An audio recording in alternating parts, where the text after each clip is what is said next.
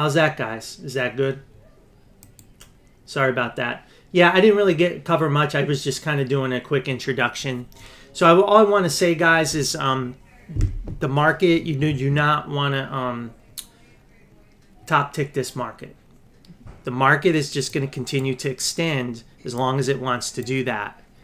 And it's better to just continue to play the trend higher and higher and higher and let the market tell you it's time to get out. It's time to get out. And I was saying back in July, anyone online that followed me knew, and we left the market and exited all our positions right around here before this major crash. But it wasn't the indices that told us to do that. It wasn't the indices. It was the individual stocks that we were trading at the time started breaking down, like we saw in CoreWeave on Friday. But we had a lot more of those, and they were all big cap tech well before this. So once we start seeing that, then of course we probably know the advance is over, and we're going to go into something like this pullback. But a lot of traders, a lot online, a lot on social media, are very nervous about a top, and they're predicting a top at any moment, at any day. But I think if you worry about a top, you're going to miss opportunities that show up in individual stocks, in individual stocks, and maybe even the indices, like we saw here. There's no reason not to buy and continue with the trend until we feel like the trend is exhausted, because the trend could continue as long as money continue, greed continues to exist, and there's an event that scares enough people that will cause a sell-off. But this sell-off will likely be supported now because we have incomplete extensions throughout major stocks like Nvidia and the semiconductors, and you can name them. So this is likely to continue to extend. So whatever pullback we get into will be a dip by opportunity, and you better believe money is ready to come in who missed this move entirely, who didn't buy anything, or hell, even shorted all the way up in here. So for this not to work as a dip buy, it would have to be such a bad, such a horrific event. None of us can imagine. It'll have to be an unknown black swan. So in absence of that, we would expect a pullback. It's either going to be shallow or sideways and take a while. I can't see a deep pullback unless we have something way out of left field happen that no one can expect, like we had COVID show up to end that 2019-2020 cycle that seemed to go on forever, that everyone was calling a top on too in December and in January, and the market just kept going up and up and up and up and up, and people didn't know why. Now, what I was saying back in 2021 off the low is this is a good example of why you don't want to call a top, because this today's environment reminds me of this situation coming off the lows of COVID, where a lot of traders were worried about a peak right in this area here, and they're like, oh my gosh, there's all this divergences. See, bearish divergence. It's so extended. It's coming back down, and oh my gosh, it's going to be the end in the end. And then it did this. It did that, right? And then it did that. So, and then it reset the RSI, only going back to the level everyone was freaking out about. So today I think we're kind of like here, potentially. So don't rule out, we could still have something like this and something like this. It can happen. And then all the precious divergences get erased. Then what are you going to do if you're a trader? So that's why we don't call top. We trade with the trend until we find enough evidence to warrant getting way more defensive, and then of course if the trend shifts lower, we'll start shorting the market, just like we did when I started my channel back in February, and we had this short, and then of course the epic short here, which I don't think anyone that I follow on social media called this short here. right? And when we started my channel, and you guys can check my old videos, they're there back in February, I said Dow Jones and SPY were likely to go down in a wave 4 correction down to this 480 area. It was that was where we were in the cycle, and that's what played out. Now we came off the low in 3 waves. 3 waves here is how I'm labeling it for now. I mean, if we had these short areas, and then once the short setup was gone, and again, people made profit on these, by the way, and then they were gone, we said no more indices because it's unclear where it can go. Let's go trade other things that have better setups. And we did, and our elite members have done that and made way more money than whatever anyone has ever made in this little bit without risking it. Now, once the indices broke the all-time highs and NVIDIA negated, then you can call it low. Now the indices, you probably could be more aggressive on this too. You could pretty much rule out the April lows break in my opinion. But, you know, it doesn't matter because we don't fall in love with 3 letters. We just trade whatever's the setup.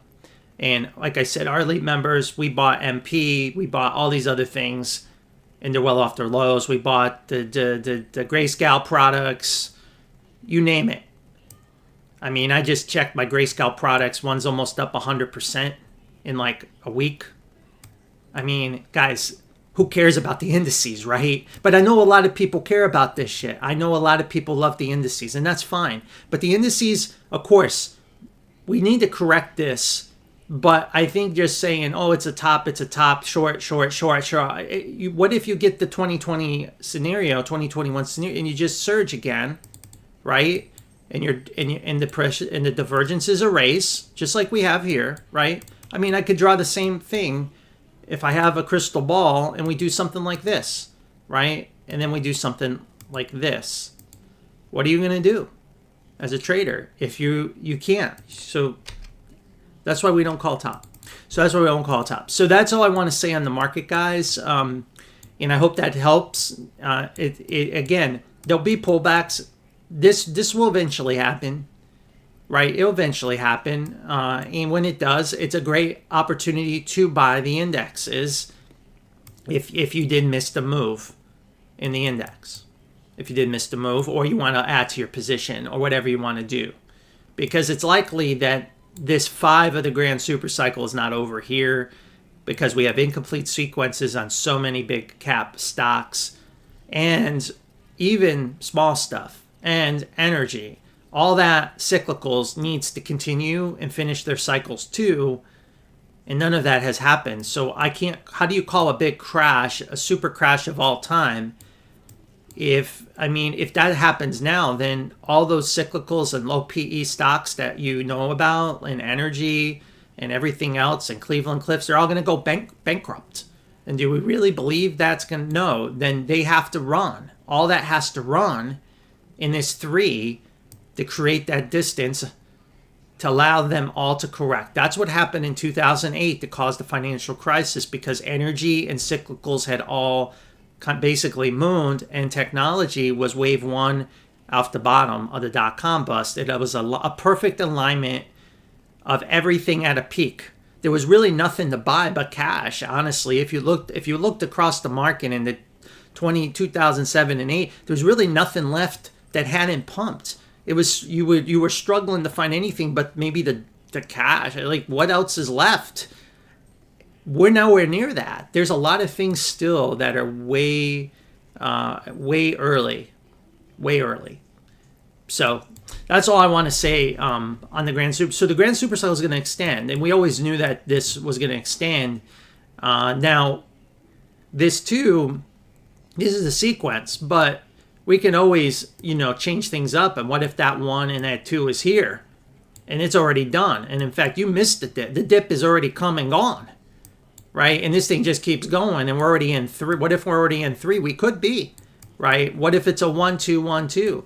We don't know. That's why you don't got to be really careful, getting too cute, thinking I can come in and out and top tick You got to be really careful. Trade with the my best suggestion and idea is to trade with the trend and think of the bigger picture, and you'll be okay in this market right now because the path is clear now. Here it was pretty much bearish path. Here it was unclear. Now it's, to me, it's clear. Even with a correction, we'll get another push higher. That if it happens soon. Now, if this accelerates and erases divergence, well, then we're already in 3.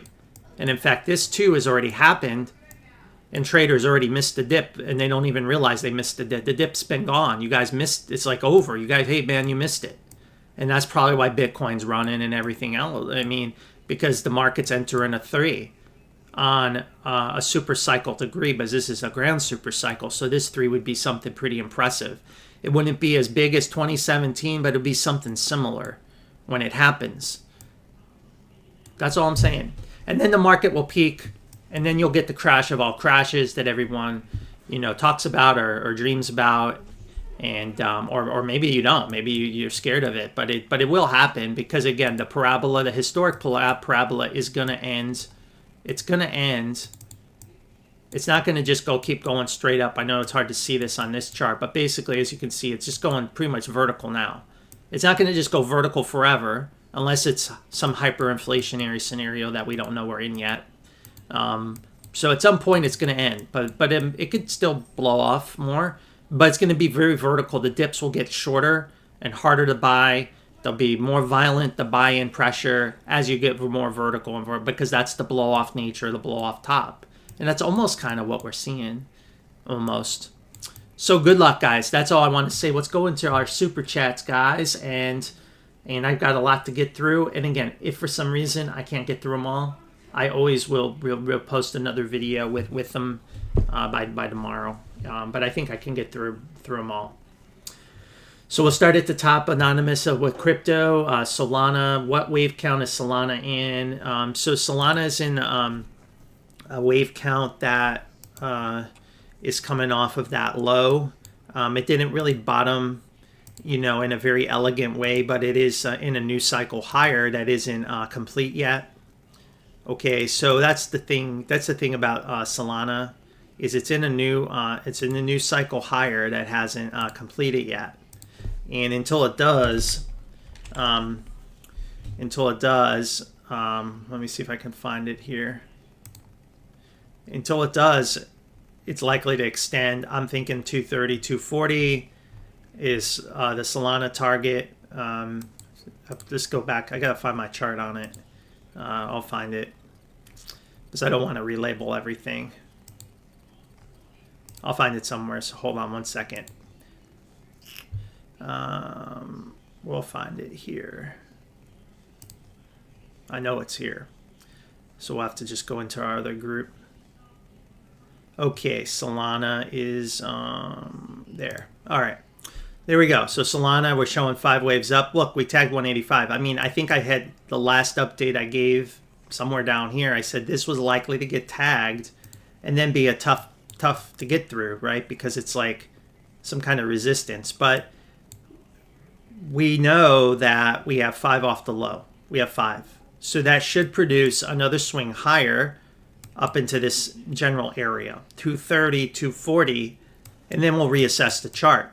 At that point, it could go lower again. It could be lights out for crypto and B2. Or it's finished and we blow through this box, right? We blow through this box, and then it's probably, my guess, 600 is my target for Solana if we take this high out. So do I want to get cute, getting in and out, sell it? I'm going to get, hell no. What if it's the third wave? What if this is 2? What if it's 1, 2? Right? It could be 1, 2, 1, 2. We could maybe have a minor pullback. If this is 3, let's just assume it's 3. We have a minor pullback about to happen here, right? And then if it's 3, it's just going to go. And you're going to miss the move, and market's going to leave you behind. So you can't get cute. So it's really tough. I think the best strategy is to just hold and then reassess the market and make make the best decision you can here, or take something off the table at least, but not all of it. But I do expect that this is hit, and until this is hit, I don't think crypto's done anything. Why would I be bearish crypto right now? Let's say Solana does something and whipsaws back down here to this box. It'll just come back up here. It's going to come back up here. So again, this is just noise. This to me is noise.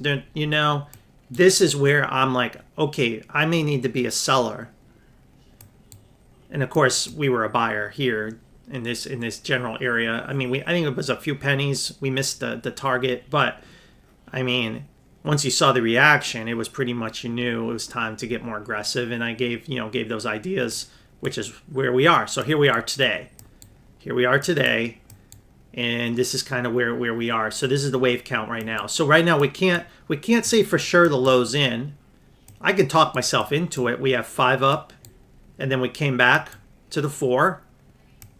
But the problem is this doesn't look like a 3-wave move, and and I guess I could force it to be impulsive, but then I would need to call a flat on this peak, but then that's only 3 waves. So you have to call this in 3 waves. So it's not clean. But the market isn't always perfect. We did erase divergence on that bottom push.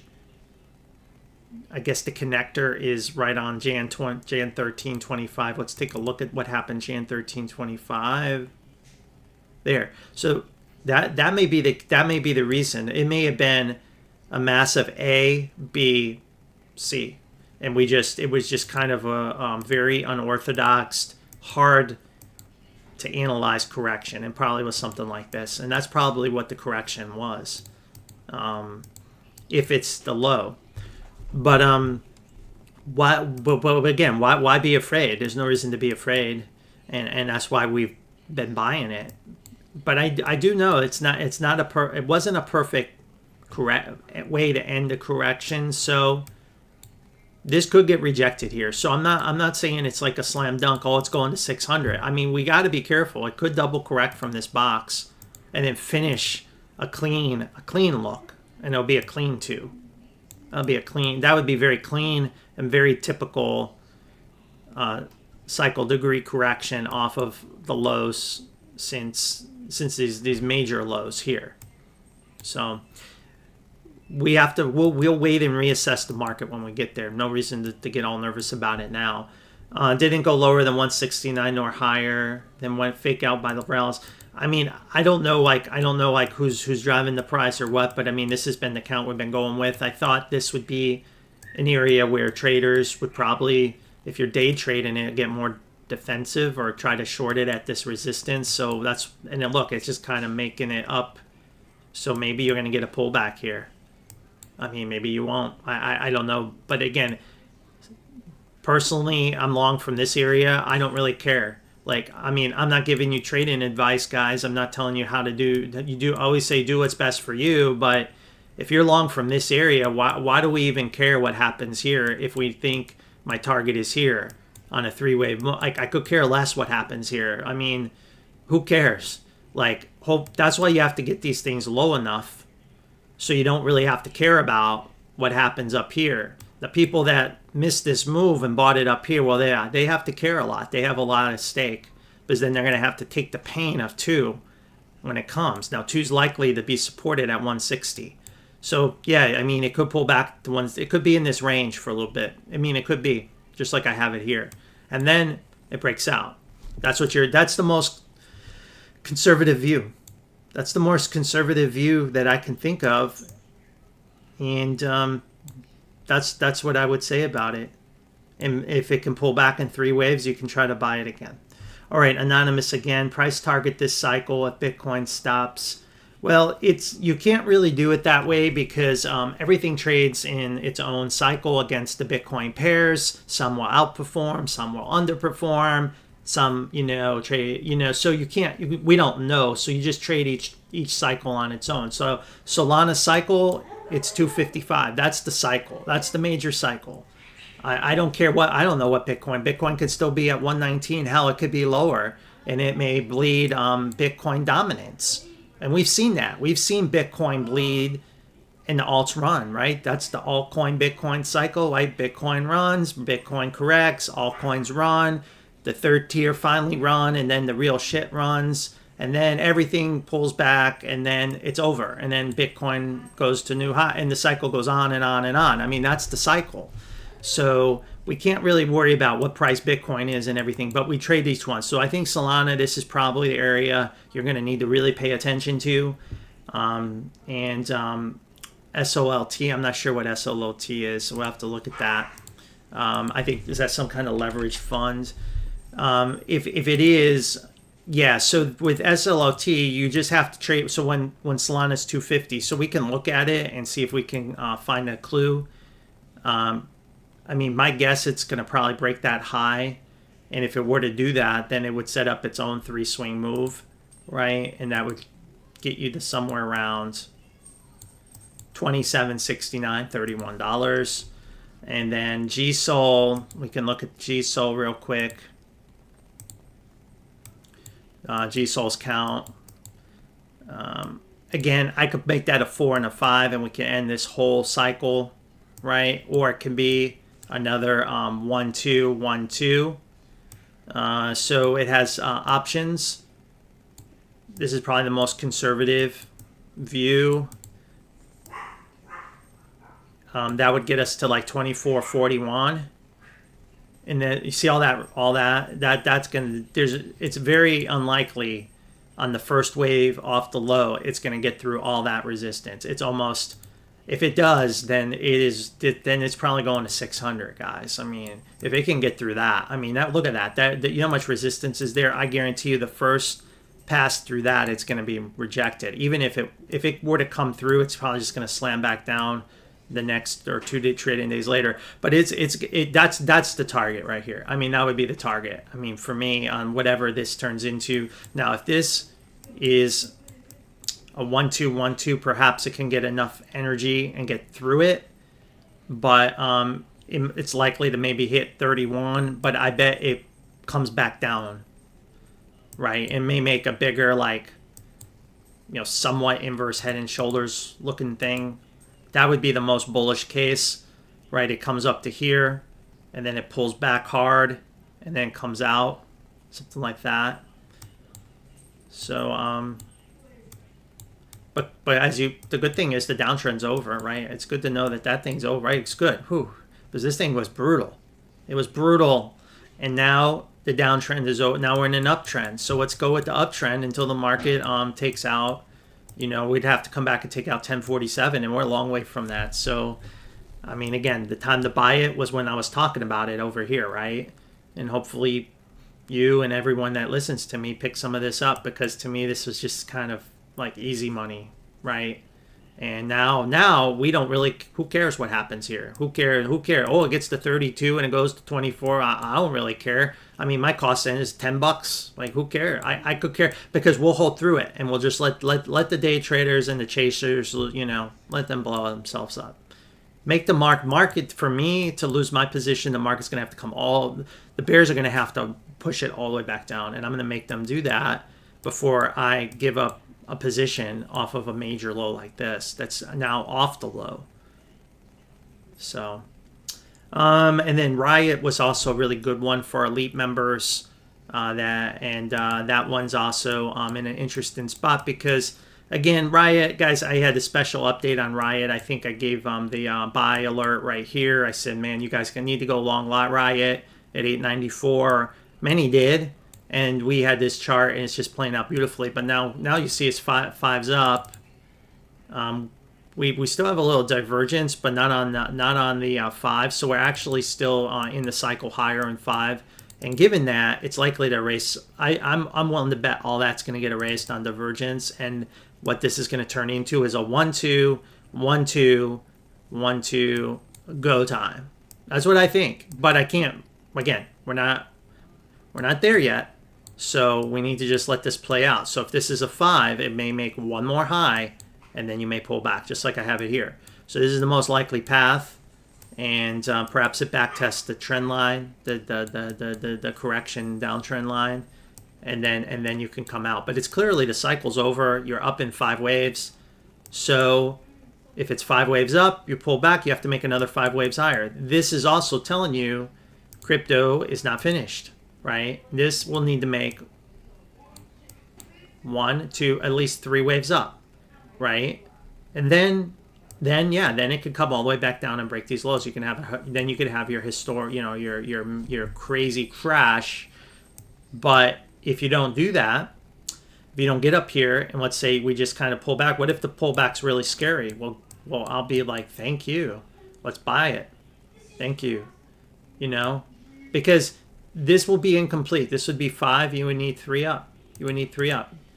And you don't have that. So I think, and you're also breaking the correction, right? The correction's over from the major low, right? That we have tracked, right? Which is also, look, 5 waves up, right? This is 5 off the low. So we know it's going to need to eventually even break 2071 and come up to 24.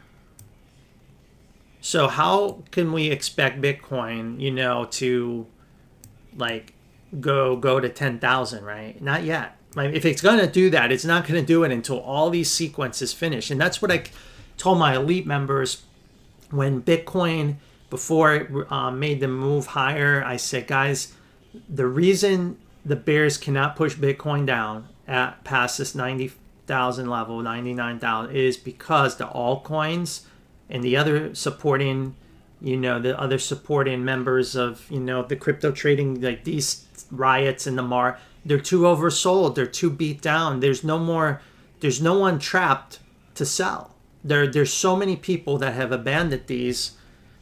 Ethereum is max short. Everybody, all altcoins are at major low. Like there's no one left to sell. Sure, maybe Bitcoin's pumped and Bitcoin can sell off, but typically you need also a lot of other trapped buyers to push the price of crypto down. And there isn't any. In fact, there's no buy. Like the altcoin was so they needed to pump. The altcoin, all this has to pump because it needs to trap more buyers to give Bitcoin the correction that everybody, I guess, is dreaming about getting.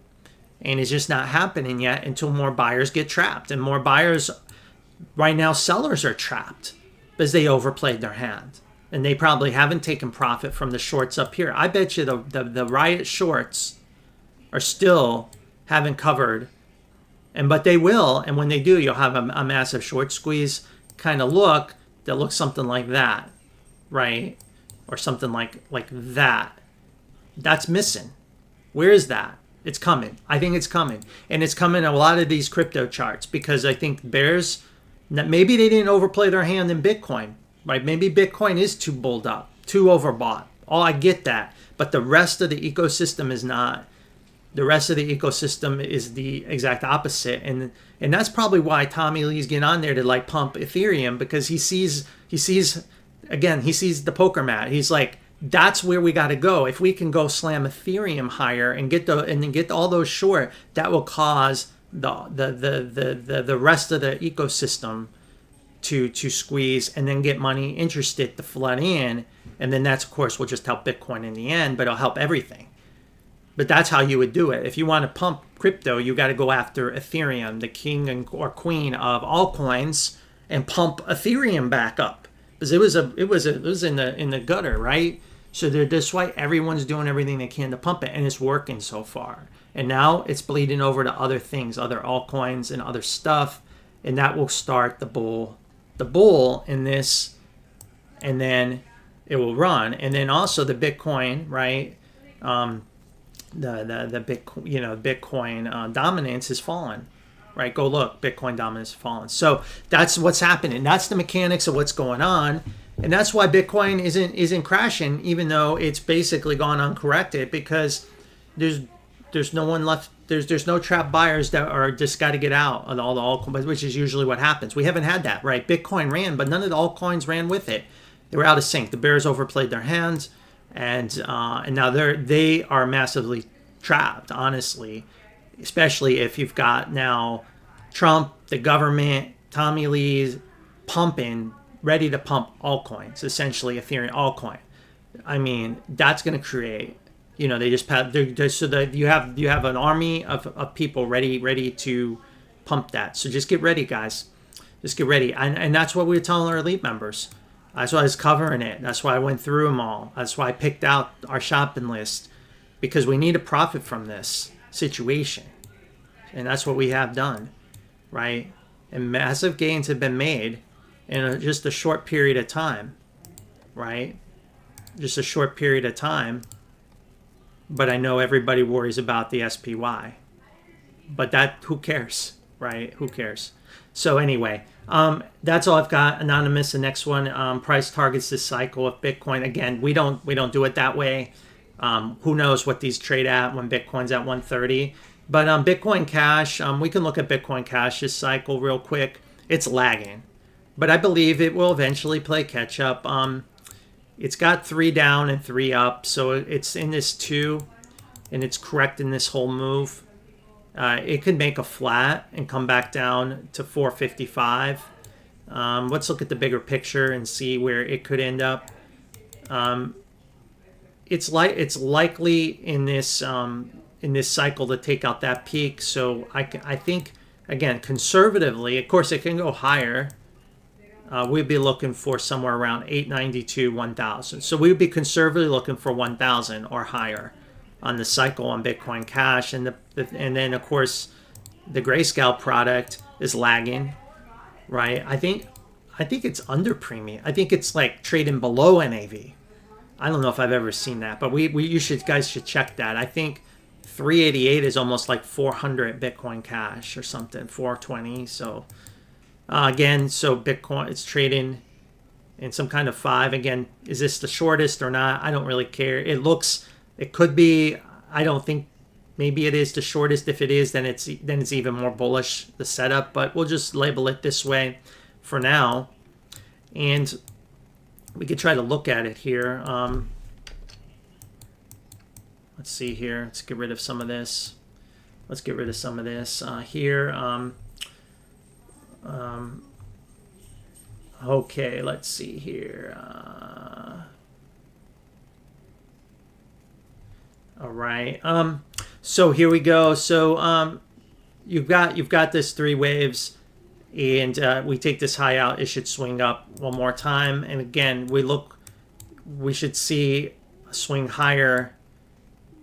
So if somewhere around $8 that cycle, that's the worst case, because that would be $1,000 Bitcoin Cash. That's the worst case, right? Because we're looking for just 3 swings. If it's a full-blown alt season, Bitcoin's going to run, then of course it's going to go much higher, right? Because we ultimately have a target of $36, which would probably be about $4,000 Bitcoin Cash. But that may take the next 4-year cycle to get to. That's all I'm saying. Like either crypto is bottomed and we will get to some of these unthinkable targets this cycle, or we're going to start our journey towards that target, consolidate, in the next 4-year cycle. That's where we're hitting, and that I don't know, and that's why I want to manage your expectations accordingly. All right, and just for everyone on the call too, if it goes higher than that, cool. Now Litecoin, I don't like to trade Litecoin right now, but the reason is because it could be jammed up in this super bearish pattern, which doesn't seem likely given the crypto setup, but I need to respect it in my system. We have a potential massive flat, A, B, and then if we're in a flat, a 1, 2, 3, 4. And if we're in a flat, this will get rejected at 120 and come back and break the $40 low. Now, I'm not sure why Litecoin would do that and the rest of crypto won't, so it's probably silly to even talk about this, but it's such a negative possibility that, and again, there's hundreds of cryptos to trade, hundreds. Why would I trade a chart that looks like this, that even has this setup? There's no reason to put my money at risk in a chart that even has a scenario quite like this. It's the only one that has such a scenario that I can find, such a bearish alternative. So why in the heck would I ever risk it? So to me, it's a no trade, and I don't recommend this for any of my members to buy it. Now, if we take out 148, the bearish case is negated, and it's go time, right? It's going to go. and it will come out of the flat. And usually when you come out of the flat, it's a vertical. I'm sorry, it will come out as a 1 2 1 2 1 2. It would likely blow through this, and we'd be looking at 900, 800, and that would get LTCN up. So LTCN, I don't like to trade it at the moment until the bearish structure's negated. So that's very so LTCN has two, like, really two options that could be very one super devastating and the other super bullish. So here you can see, look, it's already made its 3-wave move to here. It's squeezed up. You see that? I think it's one of the only grayscale products that even looks like this. That's very corrective. That's actually not good. That does not look good for me, because that sets you up to break these lows. So that's not good. Now, if it can consolidate and take back 1094, that's different. That'd be different. So I don't recommend trading this. It's very binary. It can go either way. It can go either way. It honestly, until that 150 level breaks, it can come back down, or it can come back up. Right? It could come back up. And I honestly don't recommend trading it, and I really can't forecast it, and I won't. Then the next one is GBTC. That's the Bitcoin proxy. I don't think my GBTC chart is updated, but I'll see. I'll look at it real quick and see here what I've got. Again, like a 1 2 1 2. See how we overlap? Well, let's look at the RSI. See how it's all divergent? That's a peak here. But see all the overlap? I mean, if we take a look at it, the problem with what GBTC is it has premium in these at times under NAV, below NAV. So trying to have it make sense with the price of Bitcoin itself is always like tricky and actually almost impossible to like chart it. But if I chart it, just if I didn't know what this was, I would probably label it this way. But you see the overlap and wave here. I wouldn't put 3 here. I mean, let's look at the yeah, because it's not even a lead-in diagonal, and in fact, it's continuing. Yeah, so to me, I just look at it this way. Again, I'm just trying to label it. Now, is that a 3 and a 4 and a 5 like that? I think that could be. That's possible, even though it overlaps a little bit. That's okay, and that would get you back to 52. So that would be that big crash in Bitcoin, right? People are expecting. But let's look at this 5. Right? Is this 5 over? It doesn't look like it to me. I mean, it looks like you've got a 1 2 and you're still extending, and then you're probably going to race, and as this extends, you're probably going to take out the divergence. You're probably going to take out that divergence, and then this is going to be a 1 2. So I'm just telling you, I see a lot of signs to say that Bitcoin's already bottomed in the April lows, but we'll call it soon enough. But there's so much evidence technically of crypto that needs cycles higher. It's just because this could be the count. That could be the count, right? And then this.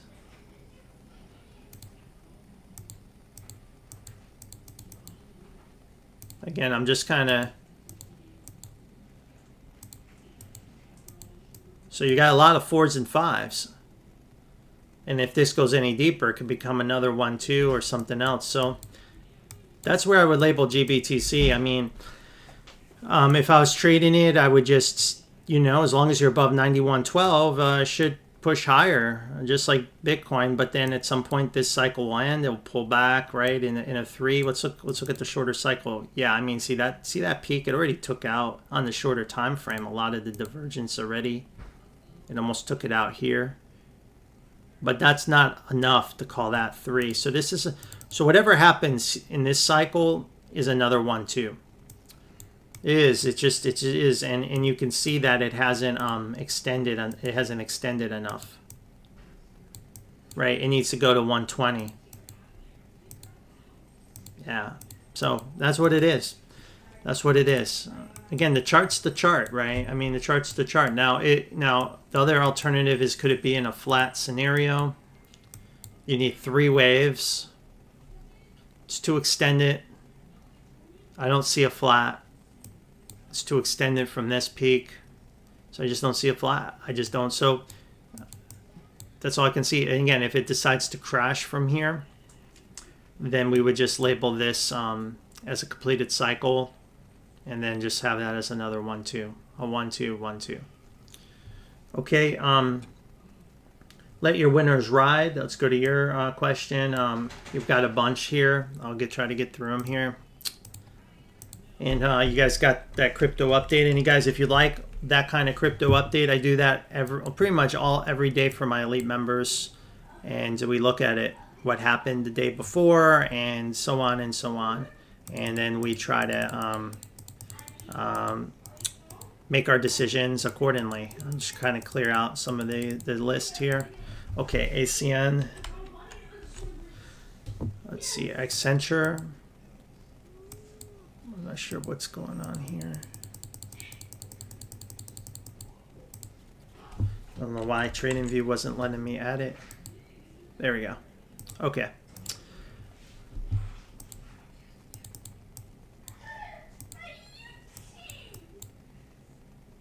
So it looks like 3 waves up, a nasty rejection, a peak. It looks like it's going to be a flat in a grand super cycle. You see that? Very ugly chart. It just broke. So yeah, this is like major red alert. If you were thinking of buying the dip, you may wanna be very careful. I'll never tell you what to do. Always say do what's best for you, but I would say very ugly chart. But since you did make a higher high, whatever happens here is likely to find support. So the future will be okay, but the present, or the immediate future, could be very painful, very painful, unless it does some kind of run-in flat off this low.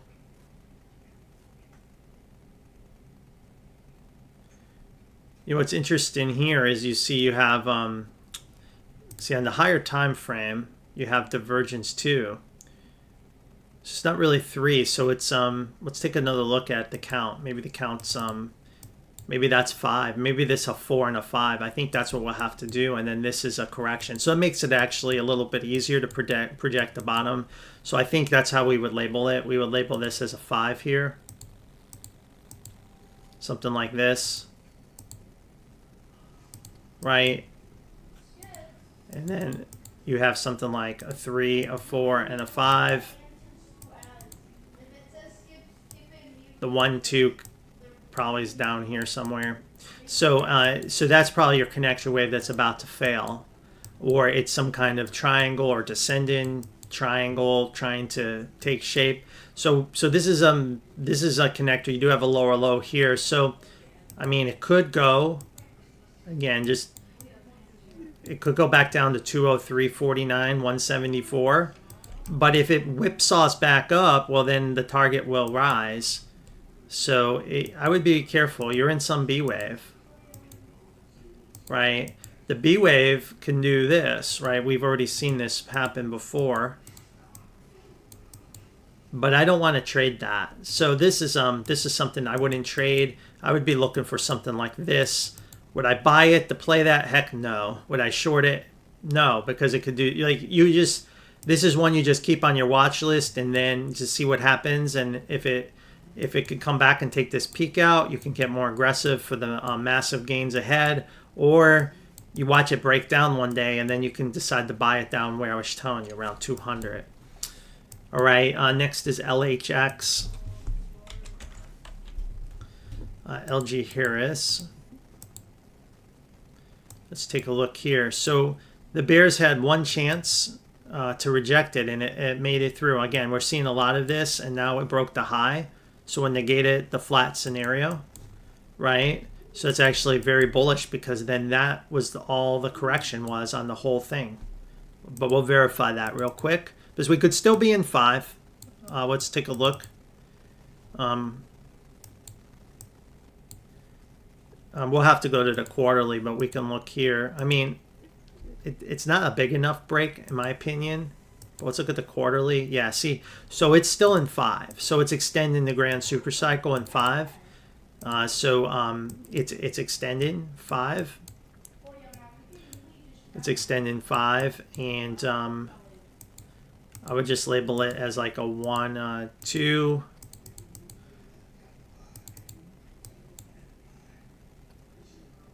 I mean,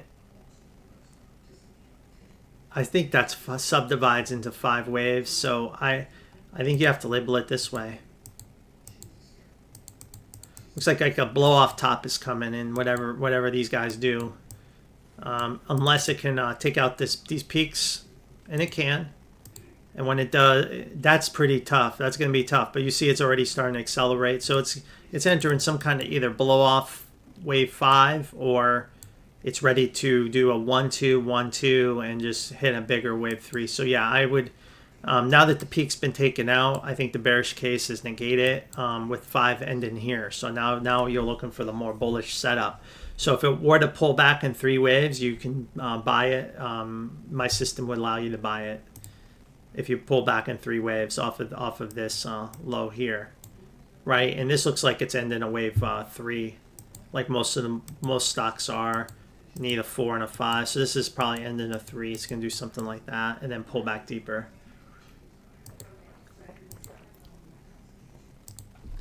All right, ET.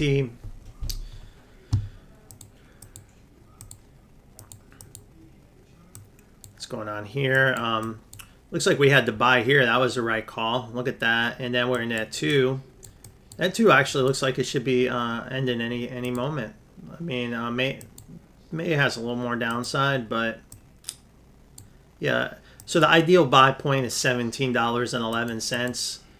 But the way this market's been going, we see things truncate quite often, but I wouldn't rush into it. I would just wait, and hopefully that fills. It's right at where I would have expected to, and then it just keeps pushing higher like we have, and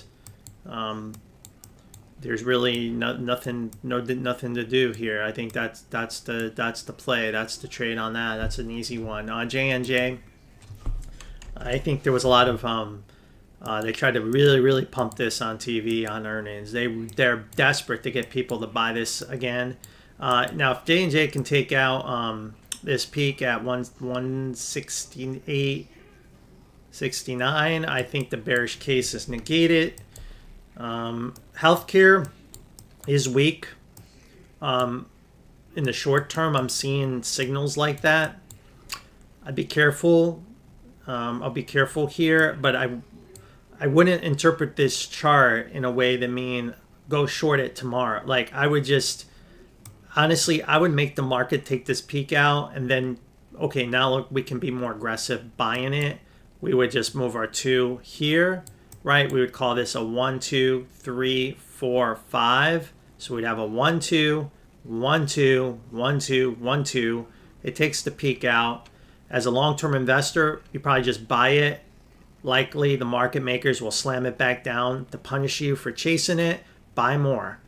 And then if they go even lower, buy even more. And then play the wave 3. That's the strategy. And then if they don't do that, it just breaks out. You're good. So, but buying it here is risky, because I still worry about like a bigger pullback. Only because J&J usually ends major cycles with some kind of capitulation wave, and we really don't have that here. But that's just something. There's no rule book that says, it just doesn't. This would be the most elegant way to end it, just like this, somewhere down here. But I can't promise you that's going to happen. But until we take that high out, we stay cautious. But know that once that high's out, I think pretty much you've got massive bull flag breakout. Massive bull flag breakout, and all the happy talk on TV pushed it and got investors excited about it again.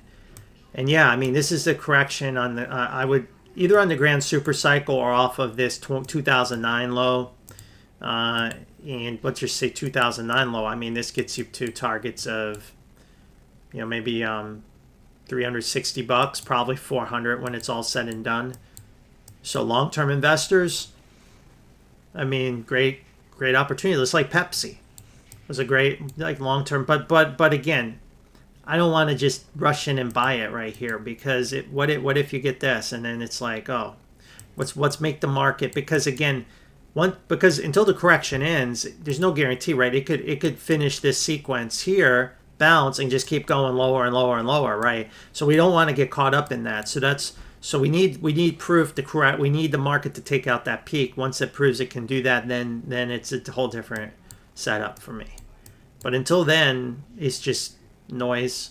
It's no different. Look, this peak got pretty close, slammed down. This peak got pretty close, slammed down, right? So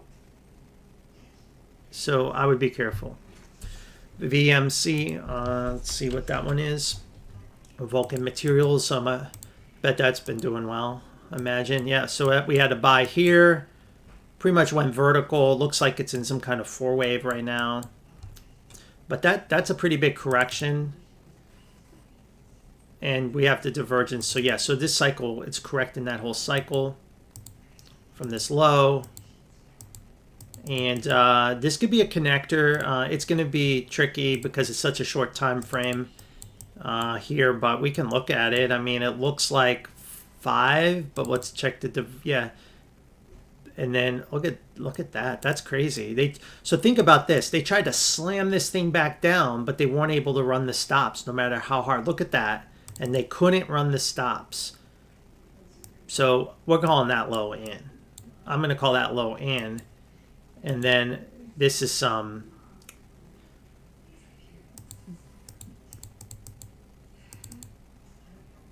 yeah, see, very crazy. Let's go to the 4-hour.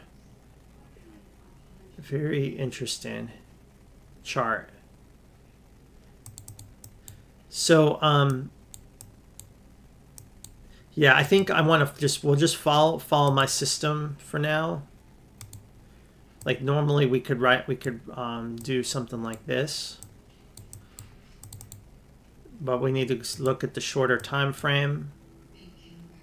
Yeah, that's okay because the peak is in here. So yeah, so I think that's how we'll label it, just like this, and some kind of crazy lead-in diagonal off the low, and then 3 waves down. So I would label it this way: a 1-2, a 1-2.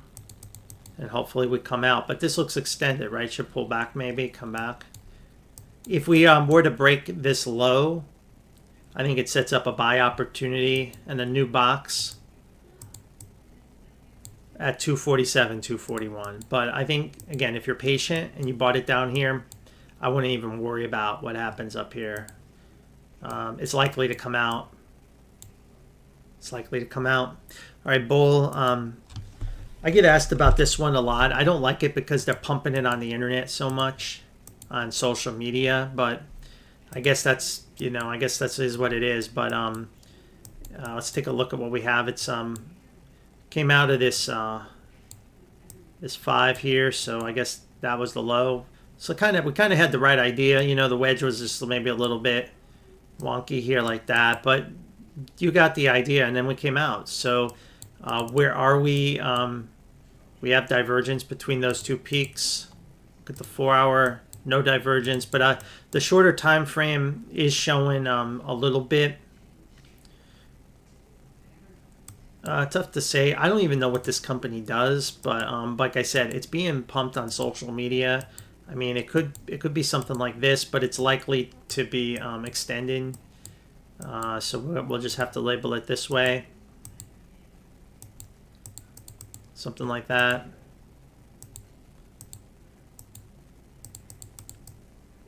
So that's how I would label it. So I don't see any opportunity to buy the dip or anything other than chase it like, you know, a lottery ticket.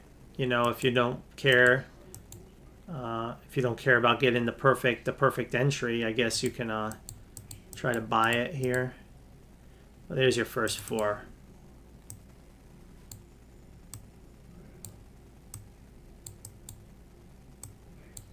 So something like that. So I think it's got more upside, but you know, at some point I'll have a really nasty pullback, and everyone that chased it up here is probably going to be blown up later. Only the people that happen to buy it down here will be able to maybe survive, but it could do a full round trip later. BZAI. Let's take a look.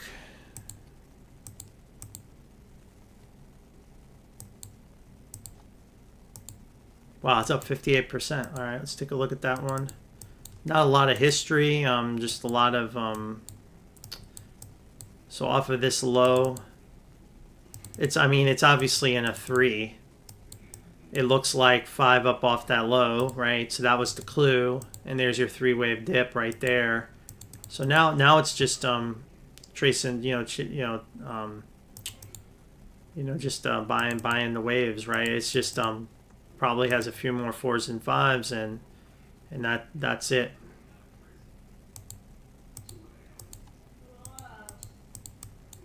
Something like this. Now it may not make 5.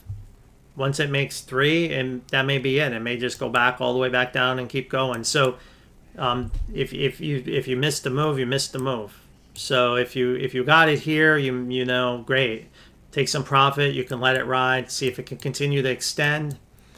But if you missed the move, I mean personally, I wouldn't want to mess with it up here until it shows you a clear 5 waves and a nice pullback. Then maybe you can buy it as a possibility.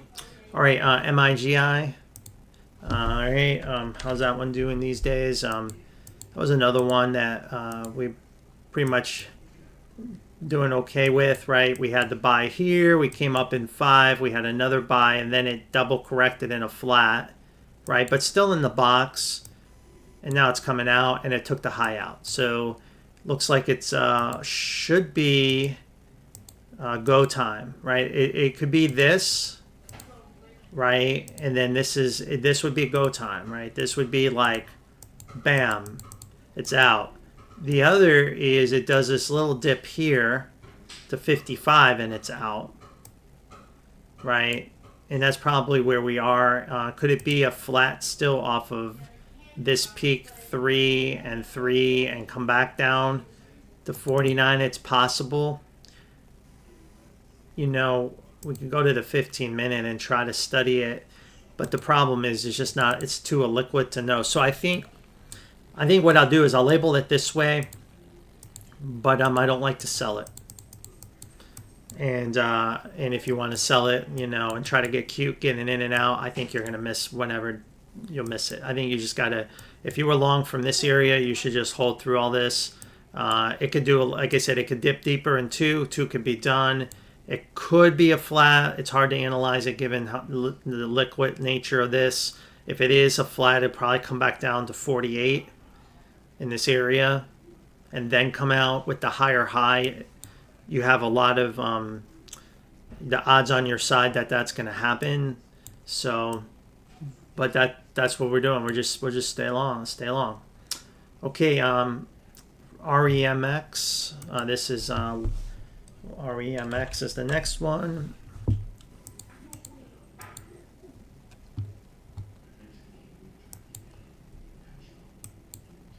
Another rare earth. Rare earths have been doing really well. We have a low here. Clearly 5 waves up, right? You know, off of that low. So that's a major low.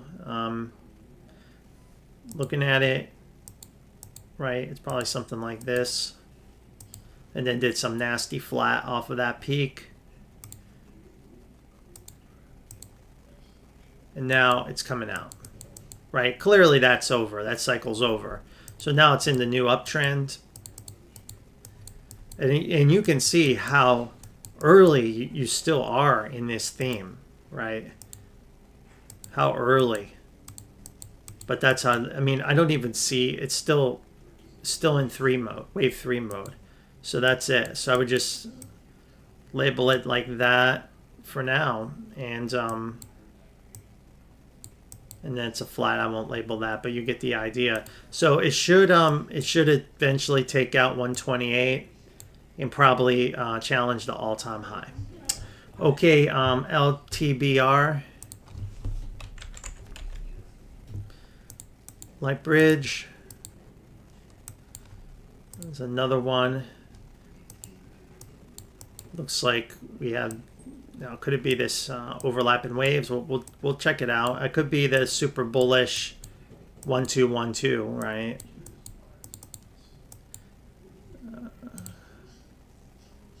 You see those RSIs don't really support that wave count. So we have to, and again, I don't know why it's like that.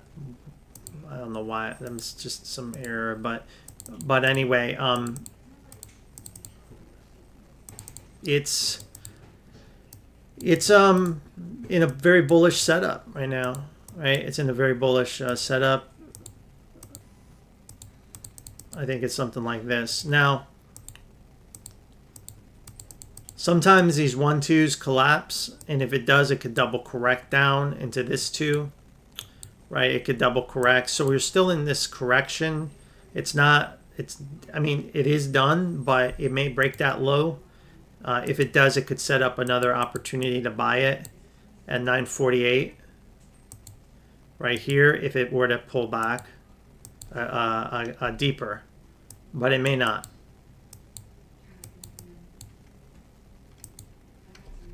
Kind of has a very explosive looking setup. Like if we got something like this,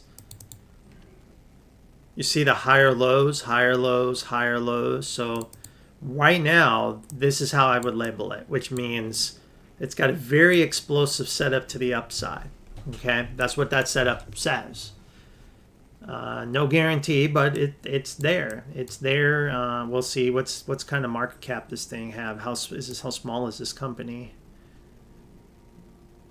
354 mil. Yeah, it's a small company. It's a small company. What do these guys do? Nuclear stuff. Nuclear. So it's a nuclear company. Yeah, we'll keep an eye on that one. We'll keep an eye on this one. We'll keep an eye on it. All right. Next question. What's your short-term and long-term opinion on Nestle? Yeah, I like Nestle for higher highs. I think we dropped it. Just was too many things to track, and it was hard to buy for some people. But let's take a look here. Yeah, remember I was mentioning that double correction. It looks like it's trying to play that out. It's doing like this Pepsi thing where it just lingers. But again, as long as we're above 70.15, I still like this bullish breakout. And it's just a big flat. When is it going to end? It'll end when this cycle ends. And it looks like it's about to. I think Pepsi may have saved Nestle. Here. 1, 2, 3, 4, 5. So my guess is that's probably the low. I don't know if it filled the gap. Let's look at the daily. Yeah, well, it filled the gap. Isn't that something? It filled the gap the day Pepsi released earnings, and the market's just in perfect harmony. So off the grand super cycle, this would be a major investment just like it was with Pepsi, right? This would be a major long-term investment opportunity potentially, right? Until you take this peak out, you don't know 100% for sure, but this is a setup. So once you get a little more upside in distance, then that's a major pivot at 76.53 you have to hold, and then you just let the market push it higher and see if it ends up being the low we all hope for, and you won't know until that's taken out.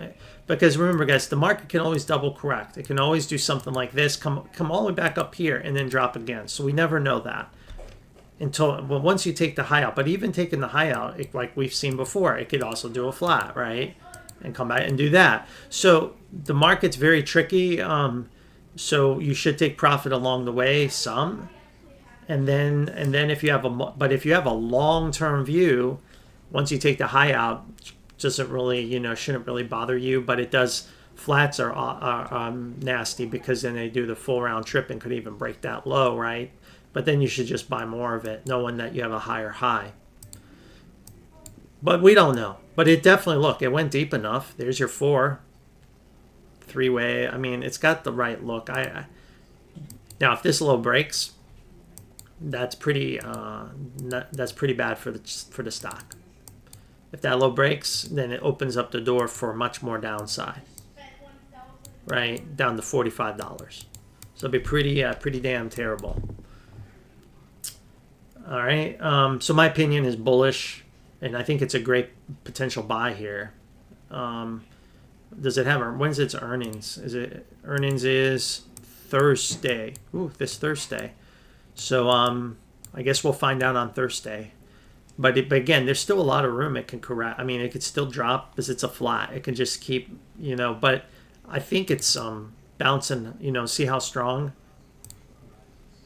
See, Pepsi, because think about it, Pepsi, and that, competes with Nestle, right? So is the Nestle CEO going to come out and blow it and talk, the guidance that, no, he's got to compete with his competitor. So he's going to have to one up that guy. So he's going to have to do better, right? So more than likely, he's not, unless his earnings really, really are bad and he can't hide it. I don't think he can, he or she, I don't know who's the CEO, but whoever is going to go out and be, they're going to parrot probably whatever Pepsi did or one up them, and the market's getting ahead of that. That's what the market's probably doing. All right, next, COPX. Copper miners, yeah, copper should continue higher. Look at that buy, awesome gains. Again, this is why we just don't, we don't worry so much about indices and all the basic stuff. We buy what the market wants to give us.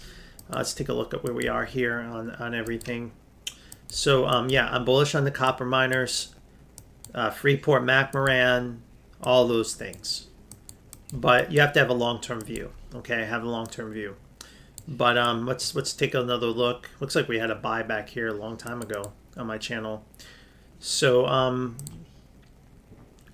so you have a peak here and you have this divergence, right? You have all this divergence. Let's look at the quarterly. Still there. So so it's kind of tricky, right? It's kind of tricky because it can do a couple things. We could label it this way. And it's a peak in 5, right? And then it's pulling back, and then it's go time, right? That's the ideal chart, right? 1, 2, 3, 4, 5. That would be it. The question is that deep enough? Right? Is that deep enough? And it isn't. It did not correct. So this did not correct this whole cycle. So then you have to ask yourself: are we still in 5? Or is it the most bullish of all bullish setups? A 1, 2, 1, 2, 1, 2, and it's about to freaking rocket ship. Right? And the clue to look for that is the higher lows on the RSI, and you have it here and here and here. Right? And the divergence, I wish this peak was further back, but it isn't. And it isn't. So I think it can be, right now it's 50-50. So if I'm a perma bull, I would label it a 1, 2, 1, 2, 1, 2, and perhaps this cycle will pull back a little bit here and then go. It's gone. Okay. The more conservative view is you're still in 5. You're still in some kind of 5, and you would label it like put 1 there, put 2 there, put 3 there, put 4 there, and you do this like little 5 here, right, to finish it off. And then this was like a 1, 2, 3, 4, 5, 3 waves, 1, 2, 3, 4, 5, 3 waves, and you're in this kind of thing, right? This is the conservative view. and then you pull back down, and then you come out. So I think we'll label it this way.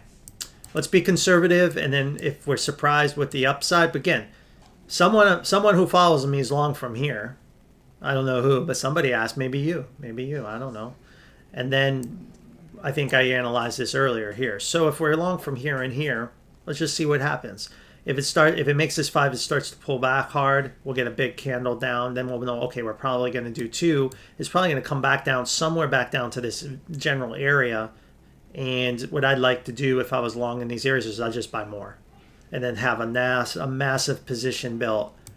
And then when this finally happens, we'll be getting paid big time. And that's the longer term view of trading that I do, and also invest. But a lot of people don't do it that way. But that's how I look at it. So, and then if it doesn't happen, then we have positions, right, here, or maybe, like I said, you bought it here, or wherever your position could be. Then you're just cool. You're benefiting from it, and you look, and then that's it. So, I think we gotta go with this conservative view for now, with the understanding is it could be a much more bullish setup that may emerge. All right, Vail was another one that we got here. It's been jammed up, trying to come off this low again. They're trying to take a look here. So we have 5 off the low with a nice 3-wave pullback. Right, we had the buy here, nice reaction. And we had another buy vertical. That's a good start to wave 3. Now we're pulling back with a higher high. We took this high out and that high out. So it's likely to continue. So we're probably in some kind of 1-2. So my guess is off of this peak, you had a beautiful 3 waves. I guess that's the low. I would put the 2 there, in my opinion. Right? It's coming out of the box. It's coming out of the box. And let's just see what happens. Let's see what happens. We'll see if it can come out of this correction. If it were to come back down, it'd probably double correct, and this would come back down lower, and then it'll just give people a chance to get back in it who missed it. So that would be a gift for anyone who missed this. But it's kind of still okay to buy even here, right? Because again, bigger picture. I mean, we have a massive correction that's probably ended or has ended. So it could break 16 in the future and higher. So I would just hang tight. Gotta have patience right now. And it's usually coming off of a major correction, off of a major low. The bears are very aggressive. The bulls are scared to buy still. So you get these huge drops, big retracements, but the pivots hold, like they do hold, and that's what we're seeing so far. Okay, XLE. XLE is, as you know, trying to find its own next cycle higher. I have it labeled from a bigger picture here with 3 waves. I was looking for a deeper correction, but now that we have 5 swings off the low, we have to call the bottom. We have to call the bottom because it's 5 off the low now. So now that we have 5 off the low, we are looking for another swing higher, which should bring it to new highs. So we could see a buy at 83.80, 82.87, somewhere in this area, if it double corrects. However, that could be the low at 85. Probably not. It's probably going to come back down to here. And then we should see another swing higher, which should that swing take us and break this high at 95. And once we do, I think then without a doubt, the bottom's in. And this low, it comes all the way back from the COVID lows. This cycle is corrected, and now we get wave 3 of this cycle. This would be 3 of the energy grand super cycle. So energy will be very bullish. We're already seeing that, right? Solar's starting to break out of its massive bear market, and EVs and lithium now. So we're seeing signs, proof of life is starting to emerge in these beaten down sectors that will eventually be leading sectors in the coming years. But we have to come off the bottom. I doubt we're going to get anything like this. Now we could, but I doubt it. I think it's going to take time, and I think toward the back half of the decade is when everyone will be wishing they were buying this right now. Why? So watch this video in 3 years, 2028 and 29, everyone will be talking about energy again and how they love it and they were so smart to buy it, but no one would have actually bought it. They would be buying it up here because we would have already bought it. So you're loading your boat for the future years.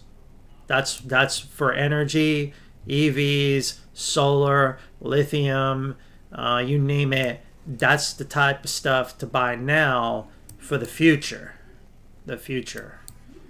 Not the present, because they suck, right? They're not going, like, I mean, you go along the energy stocks, they're not going anywhere. They've been, and so they look, they haven't gone anywhere here, but they will come out of this and lead again.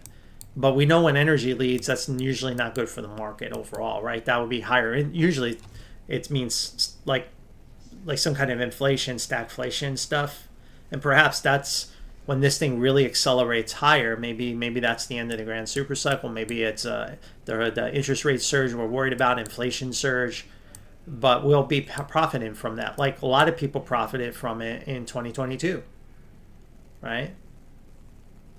It's almost going to be a repeat, but be even more bullish than that. It'll be even more bullish than this. That's what's probably coming. And we see 5 up. See, it was so shallow. It looked like it needed to go deep, right? It should have went deeper, right? There's your 4 here, right? It should have went deeper, but it didn't. So it didn't. What do I know? But it is a 3 of 3 of the grand super. So maybe the dips are just getting not as short anymore. People may like energy again. All right. Palladium has been very bullish, and looks like crypto's starting to turn green again. I had the 8 p.m. reset, so we'll have to go back and look at that, see how we closed. Palladium, how's that doing? Had a little bit of a dip by here, and it just went vertical. So we were looking for one more wave down, right? Didn't happen. Could we still be in this 4? Probably not, right? This whole cycle's over. So we only went down in 3. We're just gonna have to force the lid. We're gonna have to put the 5 there, right? We're just have to put the 5 there, and this was a flat off the bottom. So very bullish. Again, the metals are bullish, right? We all know that. Probably something like this. Yeah, maybe it wasn't even a flat. Let's take a look here. Yeah, that was the low, so it wasn't a flat. It was a 3 swing move down. But I don't like that candle, but that's okay. That may be the cycle's over. We may be in something like that.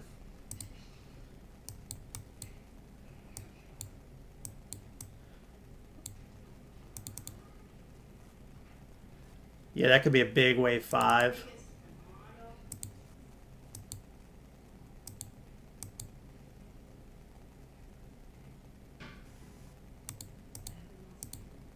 That's not going to work. So that's one cycle right there. So we'll look at the subdivisions later. Let's just kind of get our bearings on what this could be. 3, 4, 5. That's probably a cycle. That's the 3. That's the 4 cycle right here. But I only see 3. I only see 3. So it's moving in 3s, up, and 3s and up. So this is some kind of leading diagonal, which would imply that's some, and it's obvious that wouldn't be, so that would be another 1, 2 is emerging. It could take us all the way back down here. I'm not saying it's going to, it could.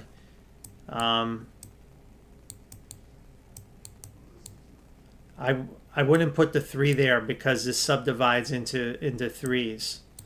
So I would just label it like this for now. This also means it could be corrective on the whole thing, which would be like, that would be a massive deflationary. So this could be a massive three-wave move that will come back, a massive three-wave move that would come back, break these lows, and then hit our box. Look at that. It actually lines back up with our box that we already had from a different what. So isn't that crazy? So yeah, so I think we got to be more careful here. I don't know why Palladium would do that, but I'm trying to just interpret the chart on its own, and not. But it is what it is. So it looks like you have three A. Yeah, so this would subdivide into an A, B, C. 1, 2, 3. So it could be a bearish continuation pattern until you come back and take out 1344. So I think the best way to play this is to make the market come back and take this peak out, if it can. Take that peak out. If it can do that, then I think you're pretty much safe with the low being in. Until that happens, this could, and the first sign would be coming all the way back down, right? That would be the first warning sign. So I don't know. I think we'll just leave it labeled this way, but I wouldn't want to trade it. And this is one that why I'm not talking about it with my members either, because it's just one, we never hit the box. It never bottomed cleanly. It didn't. So there's so many other things to trade in the metals. Why bother with this? So, but this is, I'll go with discount for now. Let's see what happens. Maybe ask me about it in a couple weeks, and let's take a look at where it ended up. Did it pull back and come out of this, or did it crash through this? And we'll know. Then we'll know, okay, this was a bearish continuation, and we're going to just come right back down to 712. Now, if we did that, I will have this as a buy, of course. But if not, I don't know. I mean, I think I just leave it labeled this way. Let's just let it play out and see what happens. We'll see what happens. The subdivisions within this wave make you also think, could this be a bearish pattern and not a bullish pattern? But let's just see what happens. All right, REMX, I already just covered that, so hopefully you saw that earlier. XHB. XHB, a lot of people are very bearish on home builders. They really haven't reacted. Now, you did have a three-wave connector here on A, and now you're in B. I still show one more swing lower. Does it have to do that? Could that be the low? It could be if we get 5 up. Let's take a look at where the target would be, where it would reverse.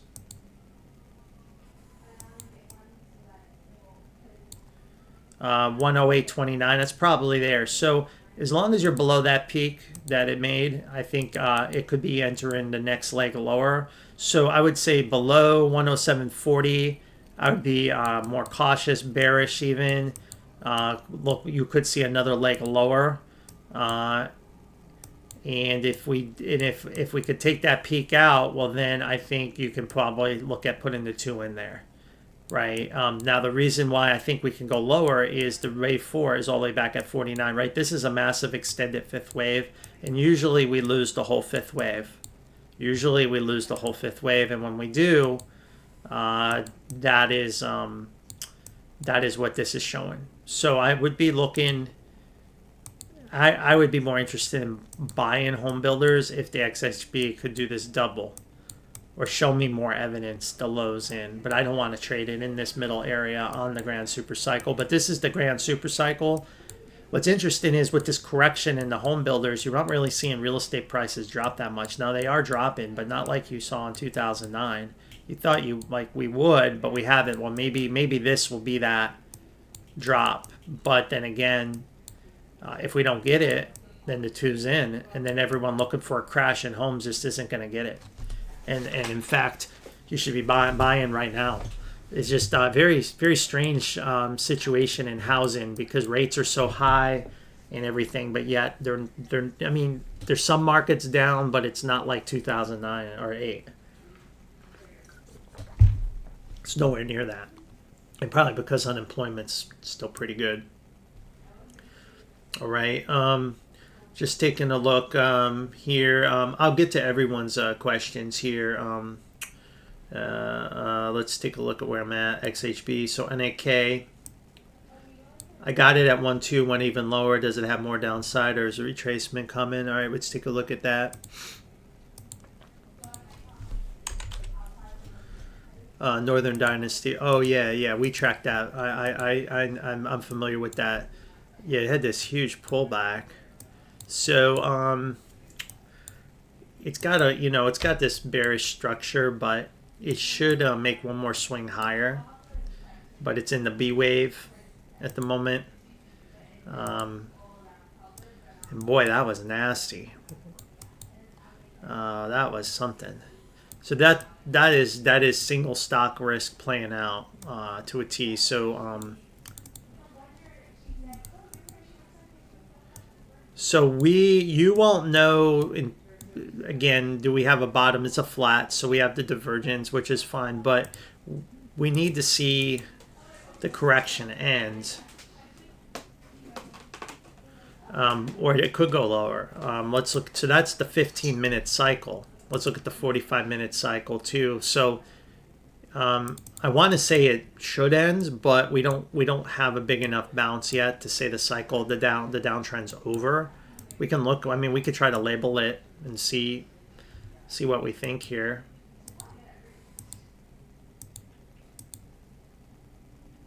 I mean,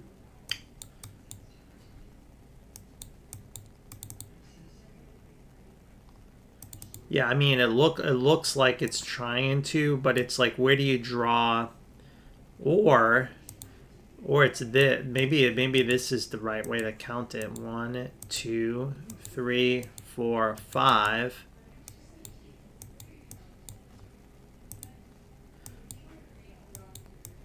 Do something like this.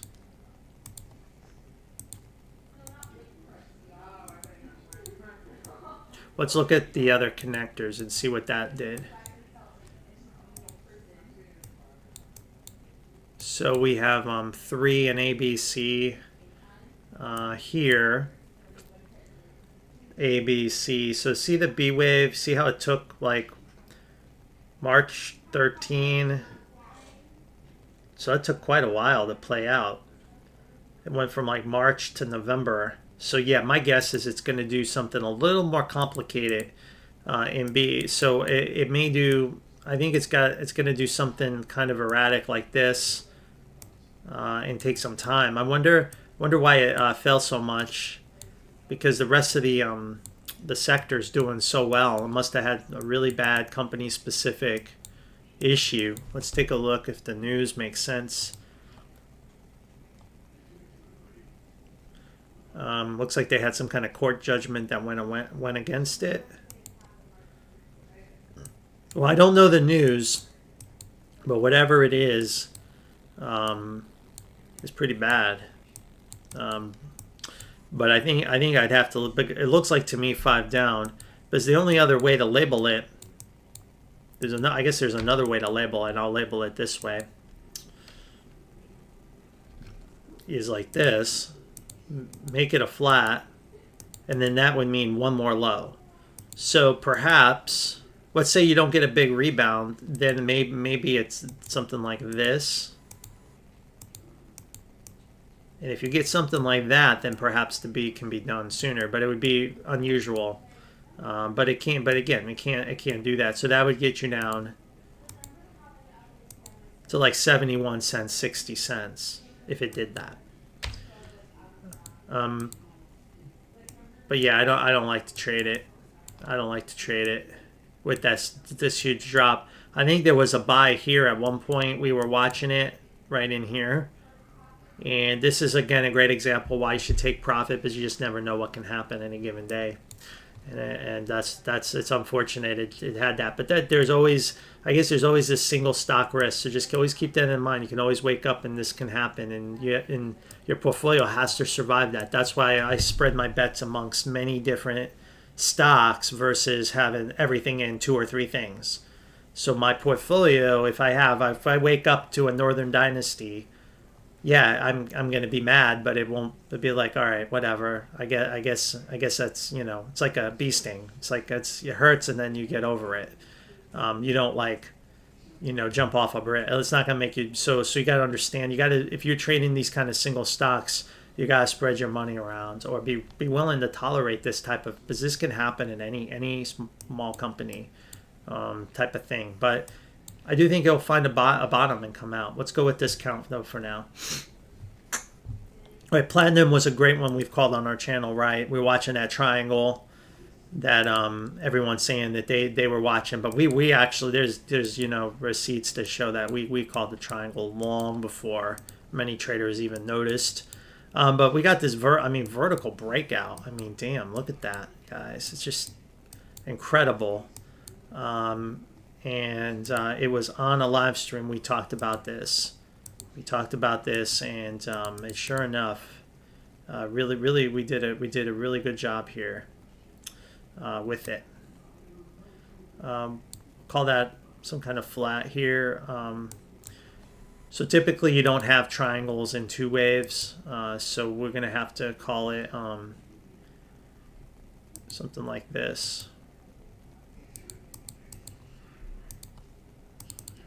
Now you're getting that divergence. So it looks like you've corrected this whole cycle here. That's a triangle there, right? And that's 5. So we're probably finishing up another 4. So it's probably got, it should like some of the metals like grind higher a little bit. And then once the major cycle's in, it could go into a big long correction again. Not as long as that one, but long. It could take a while. But for right now, it's still squeezing higher. And I would be, again, I'd be looking for some choppiness. But like always, you can't rule out an extension higher. So you can't rule out an extension higher. So just know if you're trying to trade it, just know that it can always extend higher. Let's take a look here. Honestly, actually, I'm probably off by a swing. I bet this is like an A, B, C. It's just like a huge 2 wave. So let's do that. It's probably something like that, and a 1, 2, 3, 4, 5. Yeah, that's the right count. That makes sense. And then it's coming out there. Something like that. So, I mean, you would think the easy money's over. The easy money's over. But should it still continue higher? Sure. Do I like to sell it? No way, because it can just keep extending, right? Because we're not near the all-time high, and look at all that momentum. So, all right, next is Grab. Let's take a look at Grab here.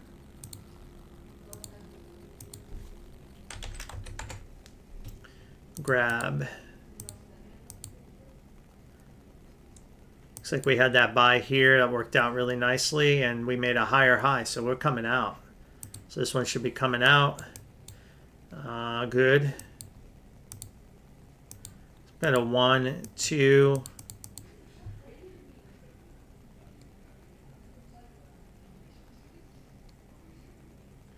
1, 2.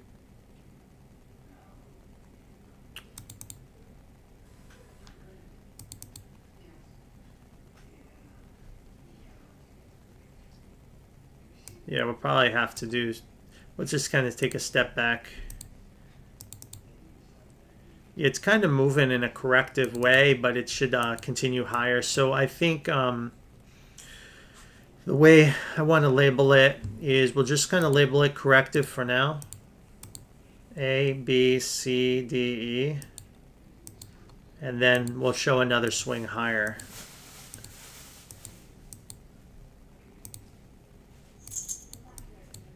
And then this is this could be a couple things. It could be an A, B, C. We could still be in B. We can even still be in X. So, but I believe that whatever happens here, it resolves higher. I think I'll just label it this way for now. But you got to be careful if you're trying to trade this short term. But I think long term it should make another pop higher as long as you're above 331. And then after that, who knows? Who knows what can happen? So that should get you to like $8 probably, somewhere around there. Somewhere $7-8. So we'll just kind of leave it like that for now. But again, it could still be in this X. We just don't know. If it were to swing back down in X, we have another opportunity to try to buy it again. At like 313. So Rivian is like I said, these are kind of starting to break out. We have this very super bullish setup, and let's see how we're doing with the RSIs. Now we just tried to take that one out. Let's look at the weekly. The weekly looks okay. So we're going to still go with this very bullish setup, but it can easily unravel, right? It can easily unravel, and this can be some kind of connector, and we take that another leg lower. Now this was our box, right? We almost hit it here. So it's a very tricky chart.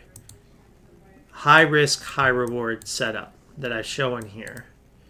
Right, high risk, high reward setup, but you can do what's best for you. I as bullish as this market's been, I like to take it this way, but you know, and the Rivian passed me the other day in traffic, so maybe that's an omen to buy Rivian. Right, I'm not all the way here on the East Coast. I used to only see them on the West Coast, and now I'm seeing them out in Florida. So maybe that's a sign to buy the stock. I don't know. I mean, this is it. So there we go. So it's something like this, and if it drops through, then we'll put the B there, and then this would be a W, X, Y, and there'll be a capitulation event, and the target would be somewhere around. Again, it'll be tough to kind of get it exactly. Let's look here. 7, almost where the box is today. I'll just draw it so you have it, but this will be the box, and it's a big box.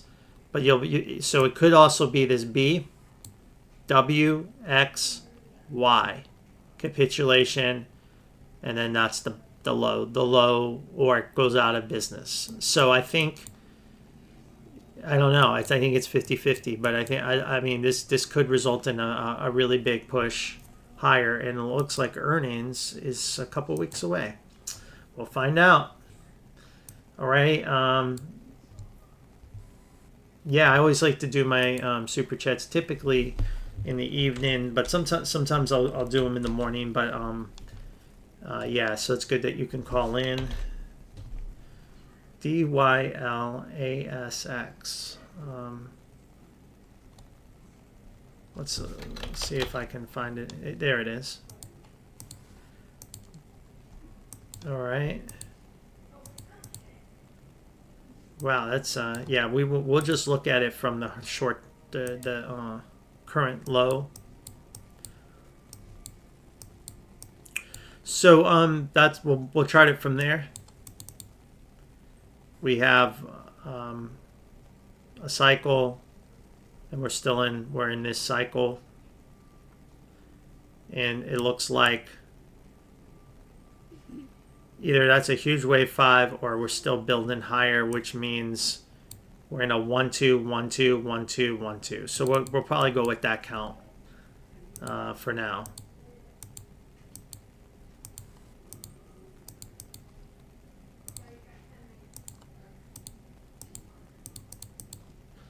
So we'll go with this count for now. So it's pretty bullish. Yeah, pretty bullish, and that's what we're starting to see. Now, this wave could be coming to an end.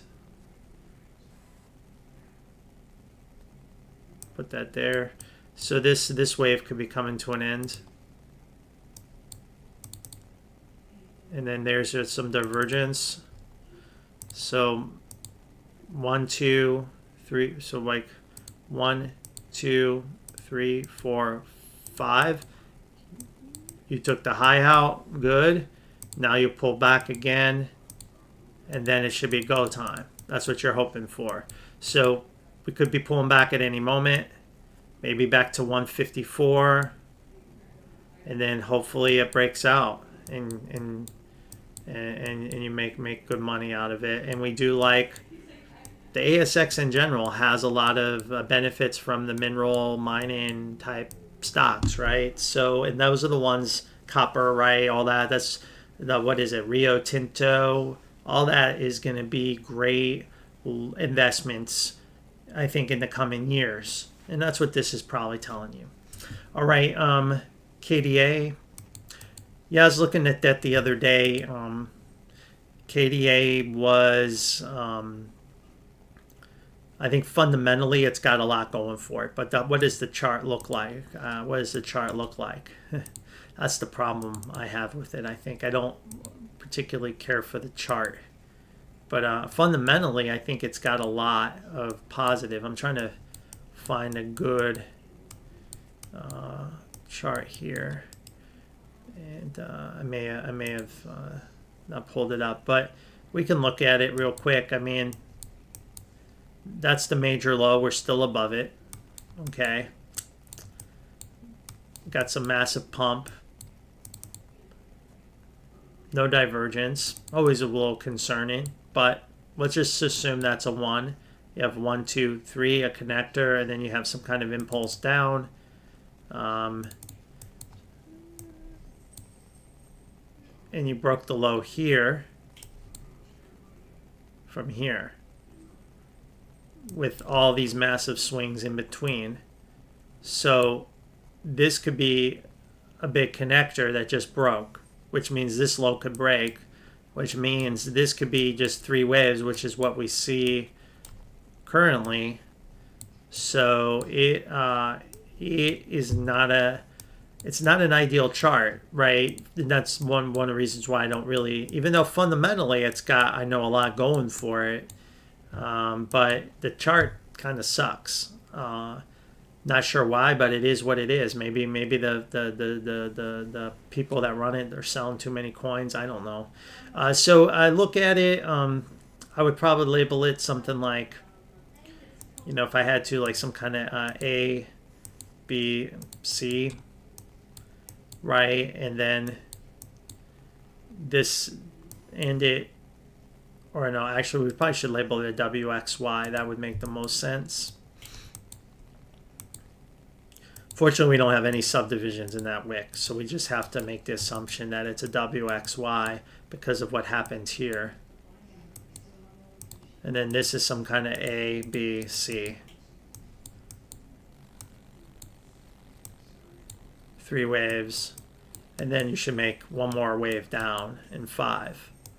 Breaking this low. So that's what I'd be looking for. That's what I'd be looking for now. I wouldn't.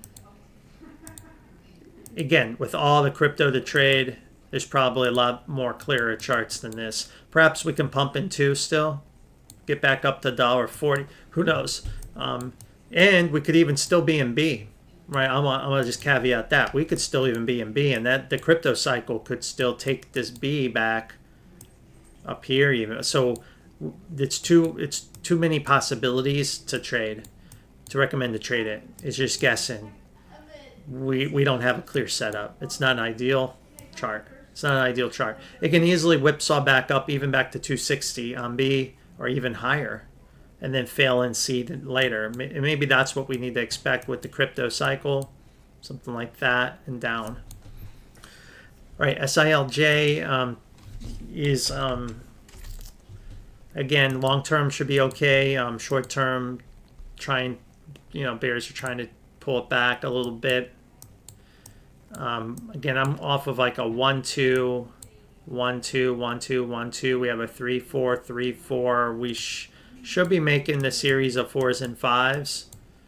Now, one of these can turn into another 1-2 and go deeper, right? It could become like a 1-2. I'm sorry, like right here. So we could have a 1-2, and then this could become another 1. And if this goes deeper to like this box here, 1325, well, then you have another 1-2, 1-2, 1-2. So tough to say where we're going to go with it. It seems like it may turn into that from what I'm looking at here.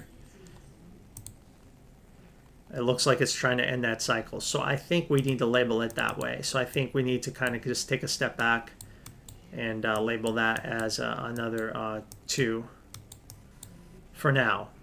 And if the correction goes too deep, we'll adjust. So something like this is what I'm thinking is going to happen. But we haven't broke the pivot yet. Right, we haven't broke the pivot yet.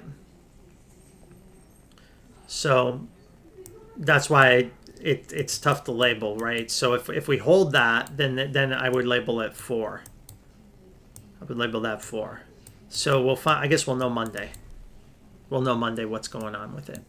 All right, and XRP.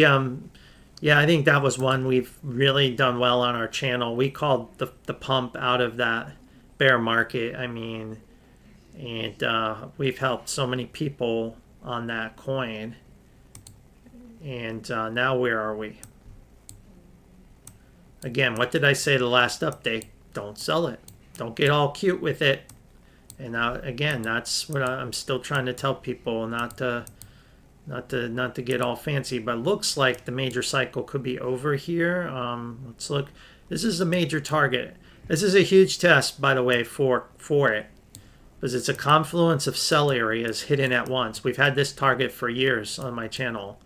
Not to say, I mean, it's $5. Now, if you can get through it, and there's no reason, it can easily keep extending. It can easily keep, so I don't want, but I think you'll have to make some decision on what you want to do. I mean, if I personally had a lot of, I would probably sell some here. Not all of it. Never like to sell all of anything, but I probably would sell some of it because technically it's in a very dangerous area for a sell-off.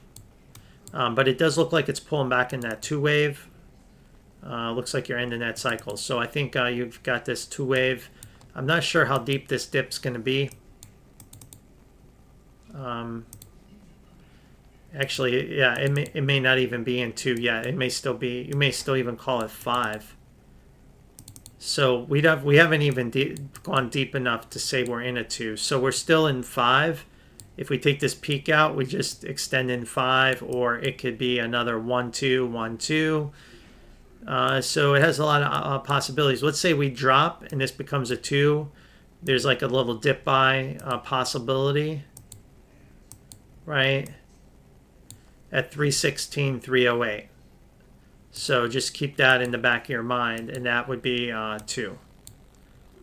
If it does, I'm not saying, but see, the thing is, I'm not saying it's going to do, we just don't know. We don't have confirmation. I just like to stay long for now,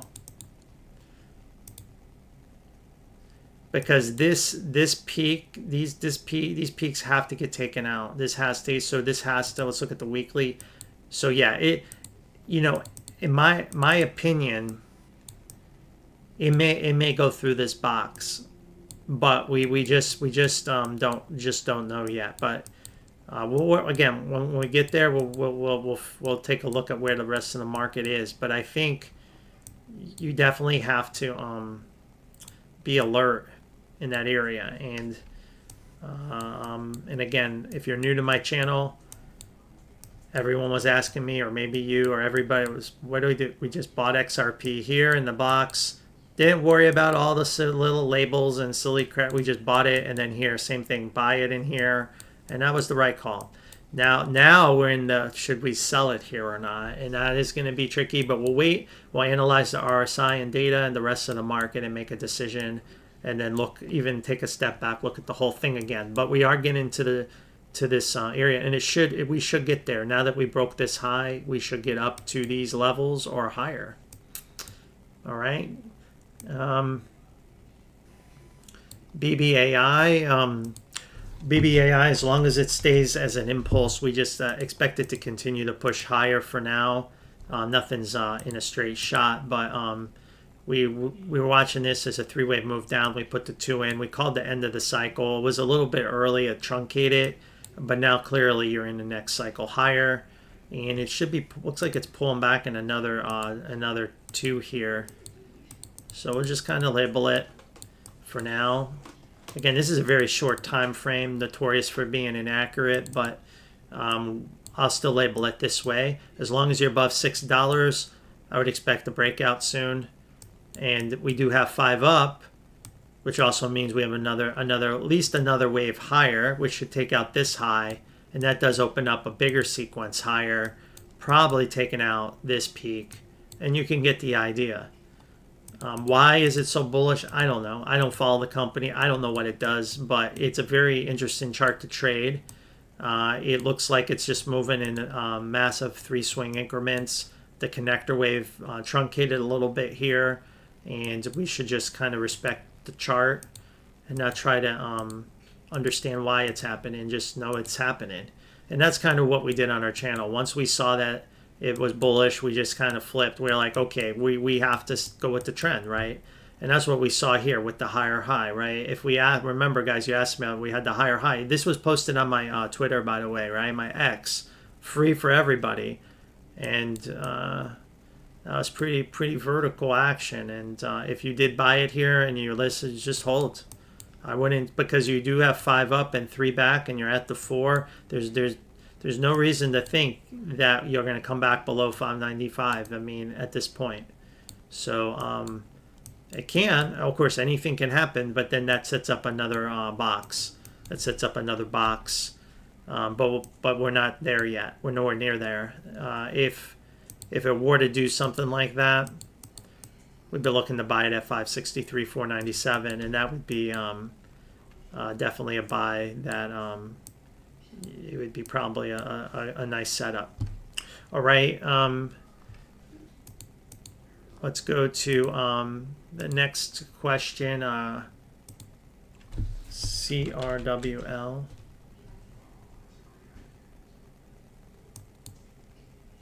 All right, CrowdStrike. CrowdStrike is bullish on the Grand Super Cycle. But I think I have it in a pullback right now. 1 2 1 2. We're at the 4. I mean, the 2 can end at any moment, but it is off of a flat, so maybe one more low. I don't know if we're going to get a big dip, but as you can see, you've got maybe a big breakout ahead. Someone asked too about long-term investment opportunities. Cybersecurity is another theme. Long-term investment opportunity. So that's what we're looking for. Just continue grind higher. But we are correcting this move off of the April lows. So it's correcting the April lows already. I'm not sure how deep it will go, but once it's done, it should have a nice surprise. So again, this crowd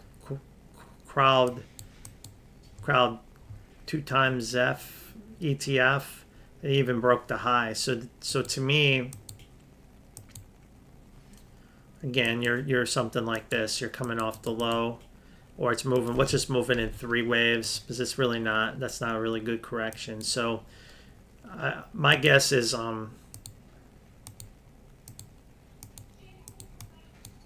something like this for now.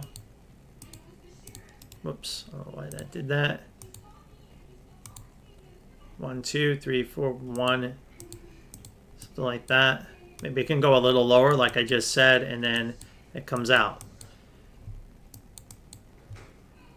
Higher high means should extend higher. How high? I don't know, maybe somewhere around 68 bucks, somewhere around there, this area. We'll draw the box. 60s. Something like that. Whenever this B is finished. But it is in a correction, so you gotta understand that. But it could end soon. It seems, again, the guys that they prayed out on CNBC, I think everyone says buy it, buy it, buy it, buy it. So there's just no seller. No one wants to sell cybersecurity. It's very so when you get these dips, it's hard to. There's a lot of people that want to buy this. So this sector. All right, VRAR.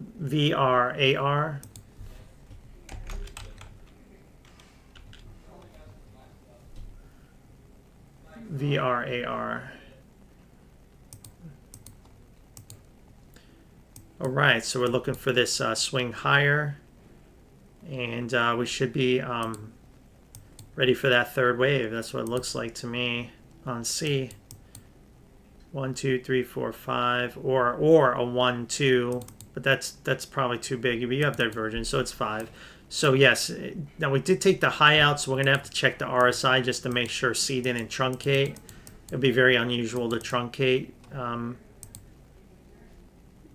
You did not, so I think that's the count. So we're looking for at least 3 swings higher. So as long as you're above 136, I would be expecting that push higher, right? And that push higher can get you to 220 or even more.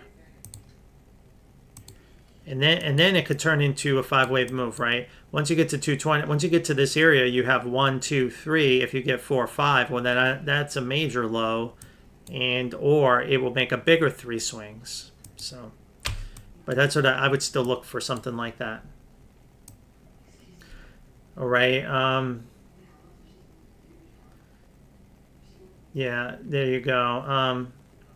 Anonymous again. Is another scenario. Yeah, I mean, it's going to correct the April cycle. So when the April cycle corrects, right, when this cycle comes in, we don't know when it's going to, where it can end. I mean, theoretically, it could come all the way. I mean, it can do that. We've seen 1-2s, right? I mean, it could come all the way back. I think it's likely to stay above the April low. One, because it looks like we have 5 waves up now with a 4 and a 5. But I mean, and to get this down this far, we would need pretty much every big cap tech to be blown to smithereens below the April. Like, it's just, so we know it's gonna, like, it can go deep, right? We know it. I think maybe 560 is probably technically the most elegant area for the most deepest pullback, because it's another back test, and this has like been some like very important level. Like above it, it's been bullish. Below it, it's like the market collapses. So perhaps we're due for another test of that, a tap of 560. But I mean, if we get there, you have to buy that, I think. But do what's best for you. But I think 520.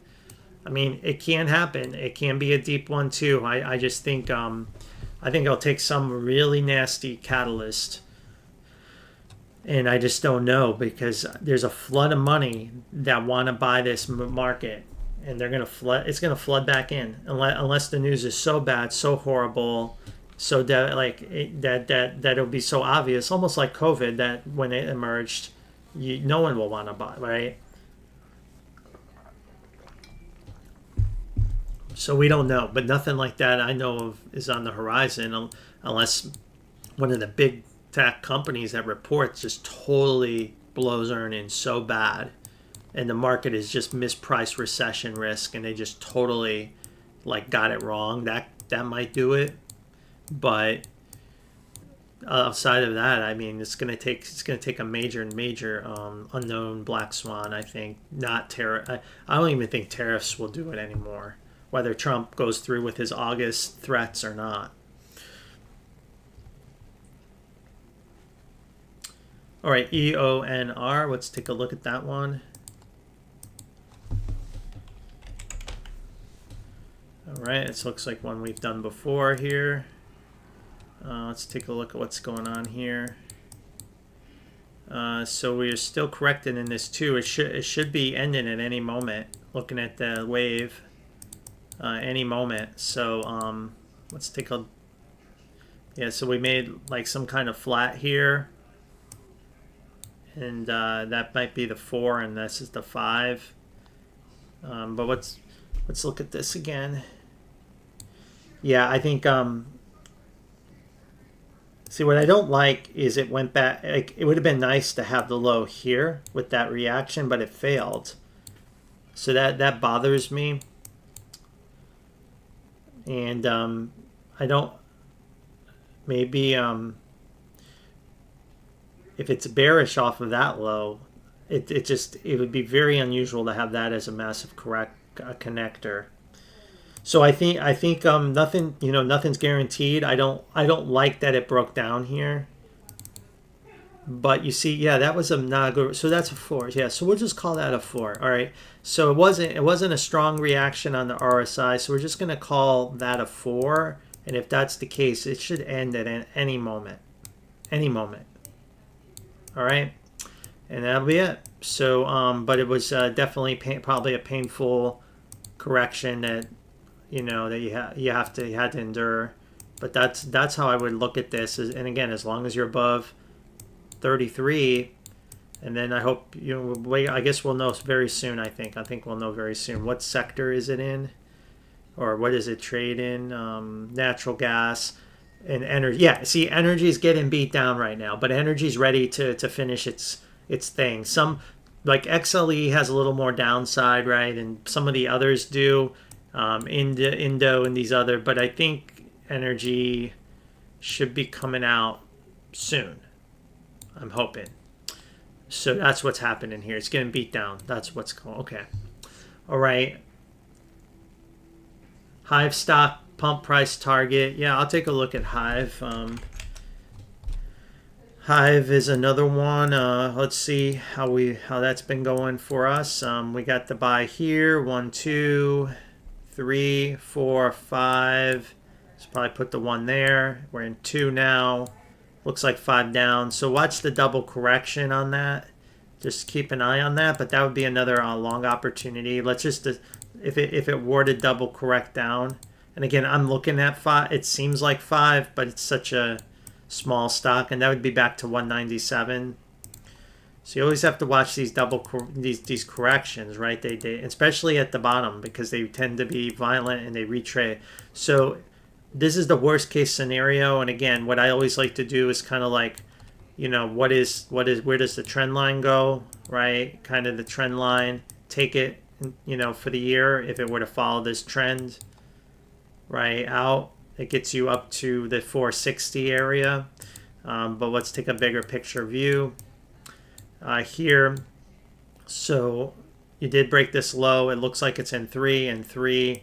So you do have this whole sequence. If this low can hold at 130, could end at $9. When is that going to happen?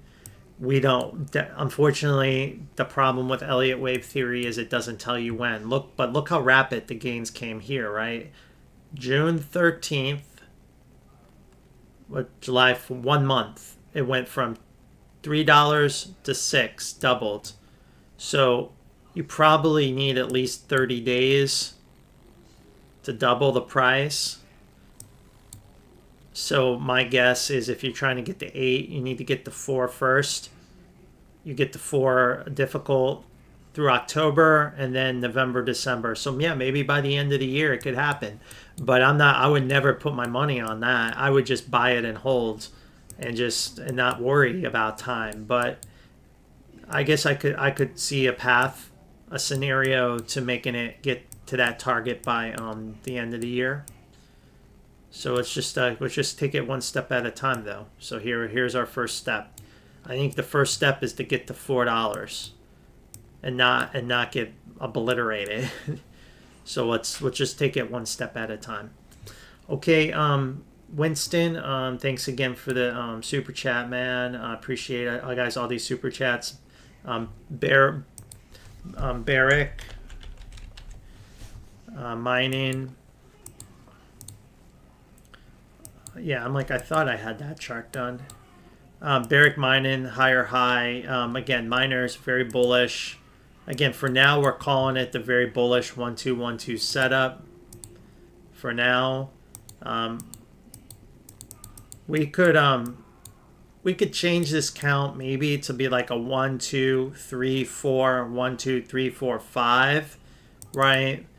the reason I didn't do that is there's the wave in this wave, the peak of 3 doesn't exist. It's like I don't particularly like. I'd like to see that peak taken out. Now within this wave, we do see the peak here in 3, and you see some divergence, but then you see a full correction. I think, I don't know. I think this is again another one. This is a very bullish setup look, but the more conservative view is it's something like this, right? And you make one more push higher, and then there's a bigger pullback before you really launch. But either way, fast forward in time, you're way up here. So if this scenario happens, it's a huge opportunity to load the boat. Like, but I just looking at the structure and the way, I just don't see it. But the best thing to do is to just buy the boxes in 3 waves when they emerge, and again, understand the bigger picture, and just not worry so much about the short-term count. But that's the only thing I can say, because I think there's a couple views on this that we need to understand that are possible. See the higher low, higher low, higher low, higher low. That supports the 1-2-1-2 count. So yeah, maybe I'll do it like this. So we'll just leave it labeled like that. First Majestic.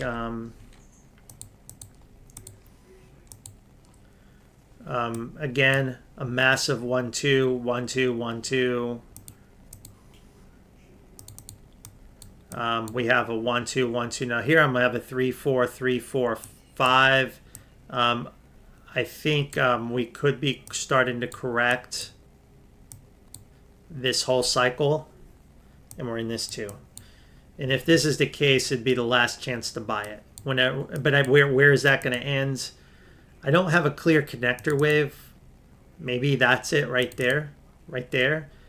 And if it is, then we would be looking at a dip buy at 750, 724. If it is. It's way too early to say that. That would have to be like straight down on Monday. If it doesn't do that, then it could be 5 down and an A, B, C, right? Or it could, and that's probably where I would go with it. The other part, someone was like, well, could it be a 1, 2, 3, 4, and not extend like this? Let's take a look at the RSI. Yeah, maybe. Again, that's a conservative look at that. So perhaps, again, if I want to be conservative with it, instead of labeling that as a 2, I can maybe put the 3 there and put a 4, you know, there. But then again, you have these overlapping waves, which don't really like. This looks like a 5 up to me. 1, 2, 3, 4, 5. So 1, 2, 3, 4, and then 5. Pull back. That's 5. So I think we'll just stick with the 1, 2. But we'll see what the market wants to do. Has it gone deep enough? Yeah, I think on Friday it did the cycle. When I look at it, you see it kind of. So I think we're in this 2. So you can look at it from a good or bad point. The bad point is, oh, it's going to go down, and sad. The good point is this will get us set up for the massive move higher everyone wants. It just means it's going to come later, and it means you can buy it lower. So you just have to look at it from that perspective. But we did take this peak out. I think I'll label it this way for now.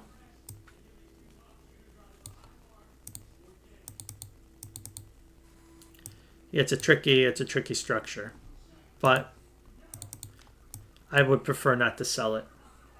EXK, another silver company. Looks like it made its 5 up, and it's pulling back in its own corrective pattern. So again, and it looks like that's the connector. So it looks like it's going to drop to 475. And again, we're looking for higher. So this will pull back. And okay, I don't know if I have that one labeled. These miners. This one I think I do, but I don't know if I've updated it. Let's see here. Yeah, I haven't recommended this tour. I watch it, but I haven't because it's actually in this like weird flat here on 2. I was looking.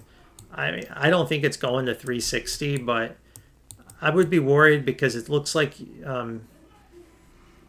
even here there's so many possibilities of what this could be. So like 1 2 3 4 5, but then it's too big for a flat. So then you have a 1 2, then 3 4 5, which I have here, and then you come down in 3, and then you make a crazy connector.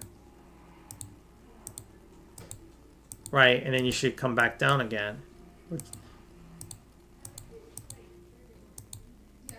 Right? One more swing down. So I'll go with something like this for now.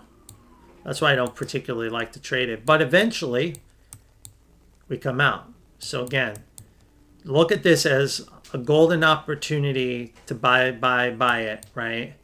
And not like, oh, I'm sad it's going down. Like, great, the market is giving you a chance to go long, the profit in the future, that's how I look at this situation. Because the long-term path, looks pretty good. 1 2 1 2 1 2 1 2, and it'll eventually come out of this thing. And when it does, we should easily explode out. Right, we had here and here, like we'll explode out. But it's just kind of shaking out the people that lack conviction, weak hands, that type of thing. PLL, we're starting to see lithium come back to life. Makes sense seeing solar come out to life and some of the other sectors. I was looking at this the other day. I think the correction could be over. Like we did with the solar, because we made 5 down here, and I think you have to call the correction over with that ABC there, because it's starting to come out now. But we need to take out 928. So I think it's one step at a time. It's definitely got our attention, but we're not ready yet. So, and it only shows 3. So my guess is just sidelines. I think we have to be careful that it is over, but again, what if it's still in C and this is just a 1 2 and it's down, or even a 1 2 1 2. So we don't want to trade it, but we want to keep our eye on it. Plug.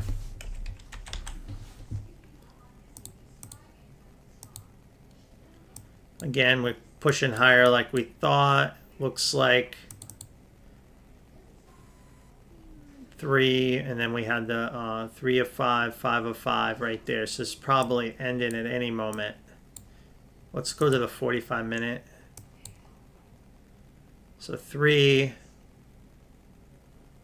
I don't know. Maybe the 2 is done here on that dip. It's possible that 2 is already done. But that connector, see, it's not a big dip. And you didn't really reset the whole cycle on it.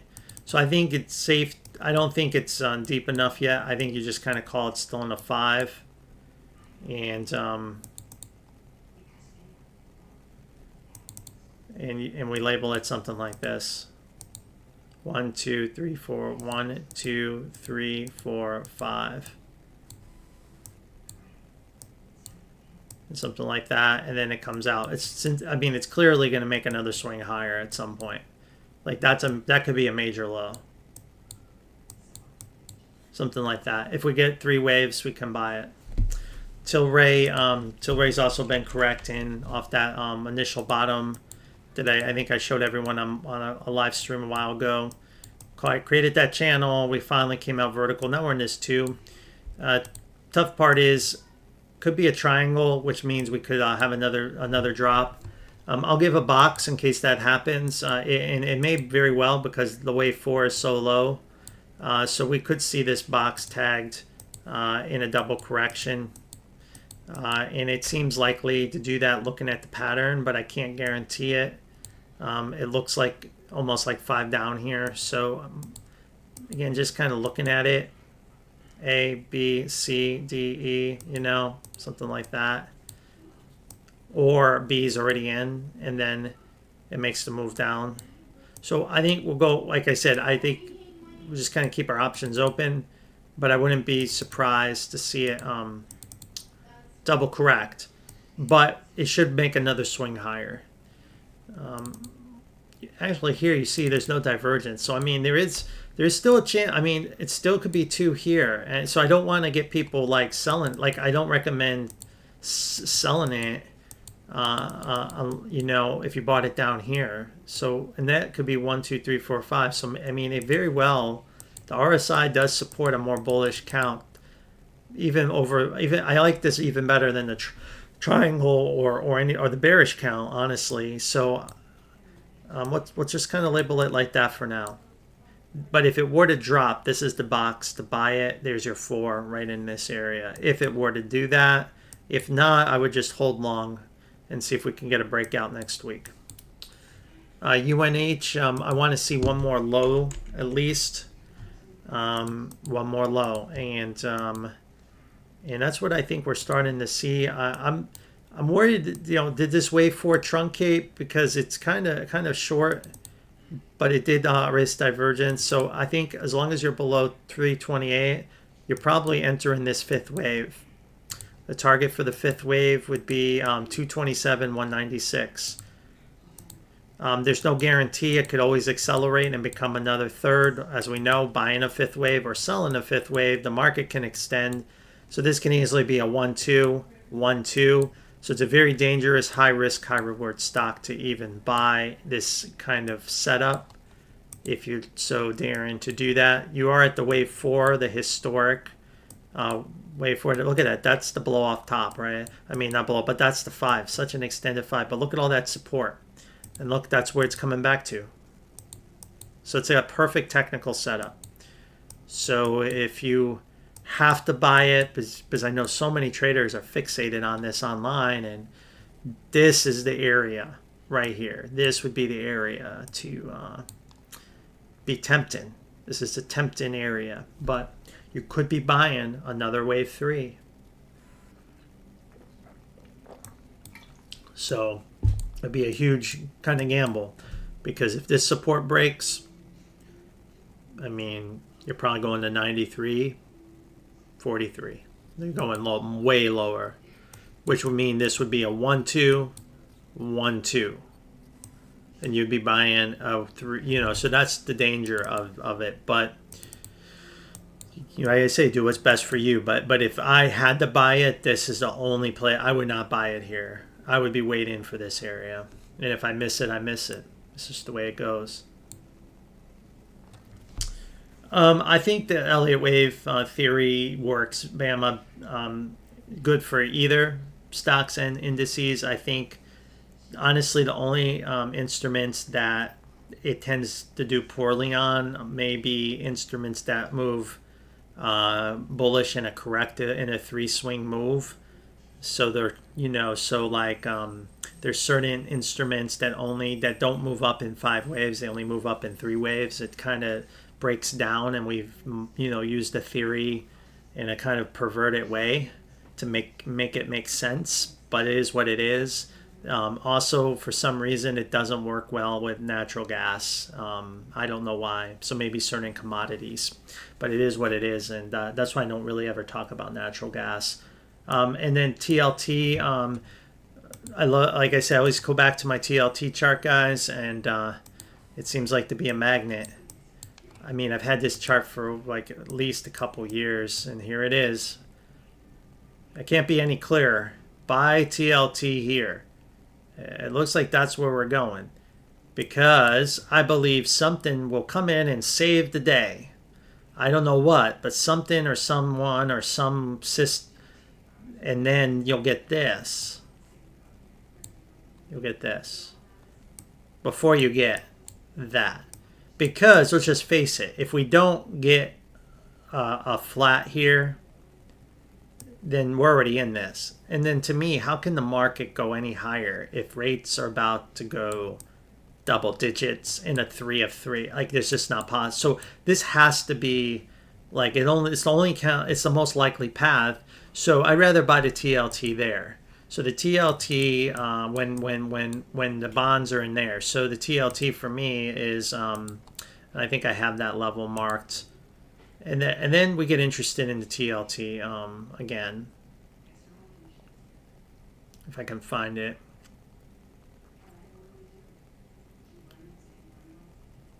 Oil, gas, natural gas, commodities, agriculture, gold. Oh yeah, it's in my ETF basket. That's right. World indices. Let me find it. Bonds. TLT.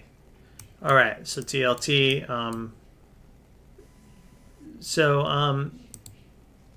We'll be looking for something like 78. So I'm looking for. This is the chart we're looking for. Now I may truncate, but this is what we're looking for. Something like that. And then the whipsaw higher and see. But it's just a trade. Because if it doesn't do that, then I think it's kind of like end of the it's like crazy. It's like end of the grand super cycle type stuff. It's like, or even end of the world stuff. Like the government will go like what, bankrupt. I mean, it could be a major crisis, and I think that crisis comes after Trump leaves office in the future, right? I think that comes later. That crisis is kicked down. I think Trump does a good job kicking it down the road.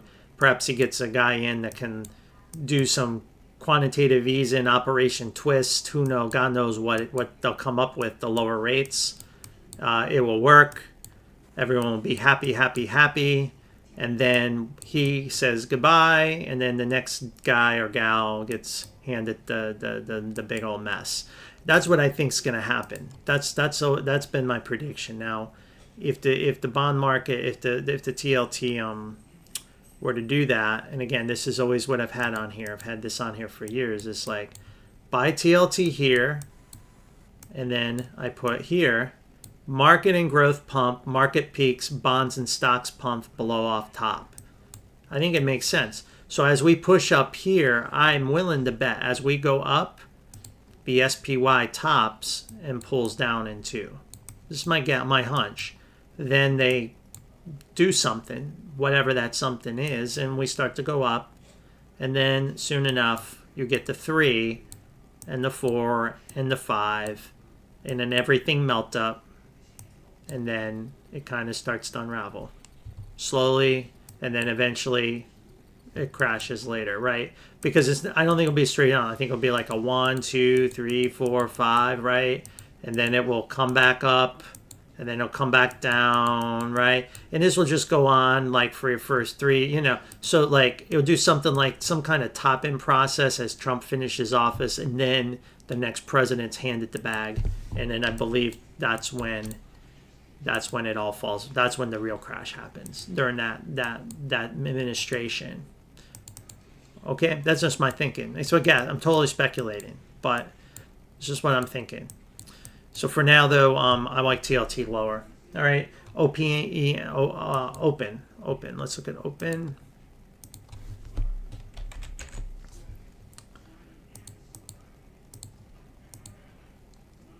Wow, that one went pretty parabolic off that low.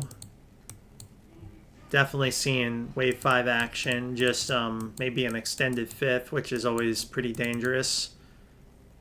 Just a little bit, not a lot, but it's probably starting to end the 5-wave cycle off that low.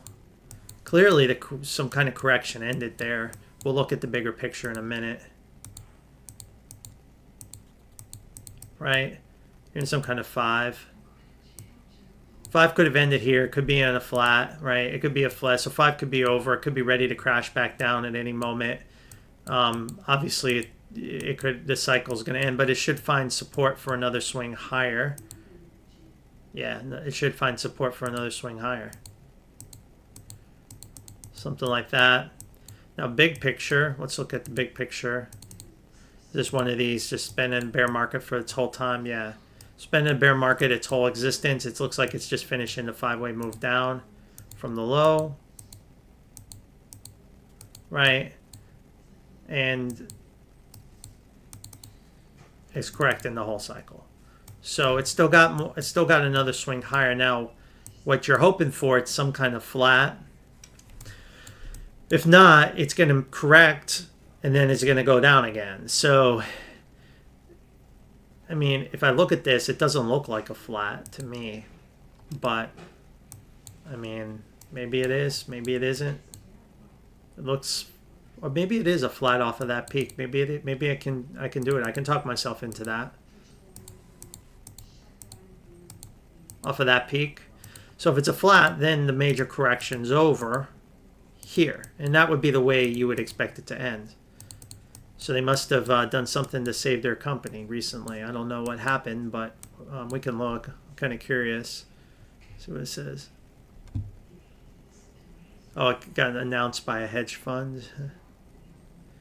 Yeah, I'm not sure, but that looks good. So, yeah, if you get a nice 3-wave pullback in 2, it's a good long opportunity, I think. SBET. A sharp link came in. I remember this one crashed too, if I remember right. So looks like I'm not sure. Looks like we were predicting another move down, and we got that. Got the little connector, and now it's coming out of the low. So it looks like with 5. So nasty shakeout. Where is our bottom? Right there. So something like a 1, 2, 3, 4, 5, and now it's pulling back again. So now you're hoping to get out of this mess. So what a nasty correction this thing ended up doing. 1, 2, 1, 2, and you're out. So something like that. But unfortunately, I don't think we see a clear connector. So there's no way to tell. It's a crash correction. It can end at any moment. Could bounce, make another low.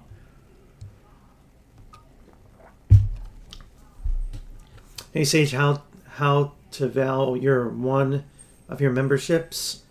I'm not sure. L coordinate what you're asking. If you can explain a little better later, I'll answer your question. I don't think I quite understand. MIGI, this cycle. So it's hard to say if these will hit the full target this cycle, or we need a couple more cycles. Like we'll need another cycle, but we can take a look. I mean, ultimately we have it breaking this high in Y here. Well, can it do it this cycle, or does it need another 4-year cycle? We can try to analyze that here. So that would be $6.50, somewhere in this area. Now, of course, it can go higher than that. This W took December 22, well, pretty much, the end of December to January 24. It took 2 years to go through this cycle. So my guess is it's probably going to take 2 years to go through the Y. So my guess is you'll make it about halfway, and then you'll consolidate, and then you'll come out later. Just my guess if you look at the W, but there's no guarantee. But look how fast it went up here, right? November 20th to January. So this was in 60 days and went from 47 cents to $5. So I can't really predict where it will go. I know everyone wants to know when, but the system isn't designed to say when. You'll have to figure. You have to watch other people, unfortunately, or get gauge out your another way. I can't tell you when. I could tell you it will get here, but I don't. Again, it may get here. I can't say it. Even I can't guarantee anything, right? I mean, I can always be wrong. I always say that, but it should. It's likely to be here, but when, I don't know. It could. Well, hell, it could be in 30 days, 60. I mean, who knows when? I mean, look at this candle. But yet, look at the whole leg took so long, right? What if it does something like this, right? Comes up, comes back down, does that. And what if this B goes on for a while, and then C is just straight up? And, you know, like, we don't know how this will play out. We just don't know. But that's the cycle. That's the cycle we're looking for, all right? I probably need to label it this way. It's probably better, the more accurate way to label it. Honestly, label it this way for now. Yeah, I just need to be a little more precise. But that's okay. There you go. That's more precise. That's a better way to label it. But anyway, again, as long as we're above 35 cents, it's good. It's good, and that's what it's been working out so far. So far, so good.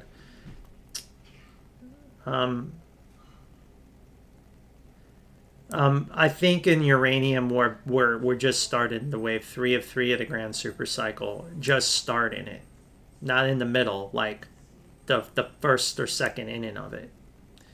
Apple, UEC, sure, UEC.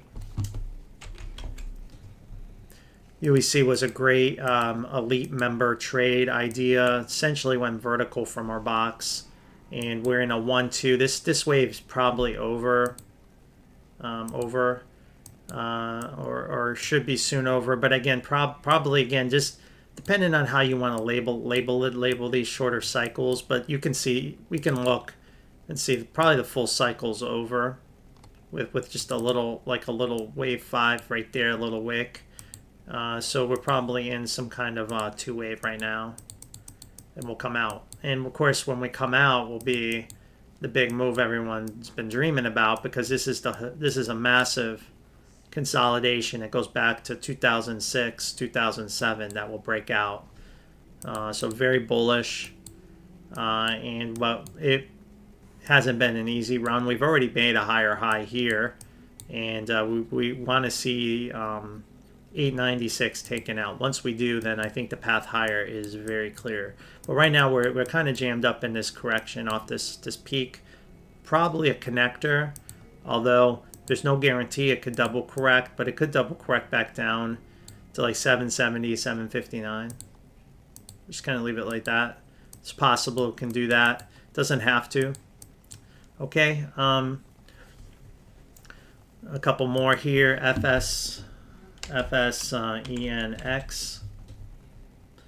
Looks like some Fidelity type accounts here. Where are these guys? All right, so looking for a breakout. We have this is like a just in case oh crap box. It more than likely isn't going to dip there. When I look across energy, it looks like that's 5 up. It's hard to see it here. 1, 2, 3, 4, 5. Just like energy, it's pulling back off of this cycle low, and then it should come out. So I think this is ready to come out soon. Hopefully any moment. Hopefully any moment. If it were to not do that, this is the next area to buy it. But everything I see in the energy sector tells me that we should hold these lows for now. Nothing indicates to me that we haven't seen anything technically break down to lead the market. They lead an ETF down. Looks like we've got one more low, right? That's where we're targeting. So we're very close. Now, if it can come back and take out 69.80, then we would just have to call the 2 in. Until then, we just hold. There you go. I mean, again, you may be trying to finesse entry. I know it's a bit. I guess it's a big difference. 60 to 40 is a pretty big difference. But again, big picture should come out okay. But it looks, I don't know, 1, 2, 3, 4, 5. Yeah, I mean, I could force it, right? I could do something like that, and it's bottomed. And see, we're right up. We're right up. Right up there. We'll know like in the next week or two. Like it's either this, or it's what I had earlier. It's this. I'm almost leaning toward the more bullish count, given the other energy sectors. 1, 2, 3, 4, 5. Let's look at some of the shorter. See, we don't get good RSI data on the shorter cycles. Well, maybe the daily we could try to use, but see how we capitulate it like that. Let's look at the bigger structure here. Could it be a big three swing move down?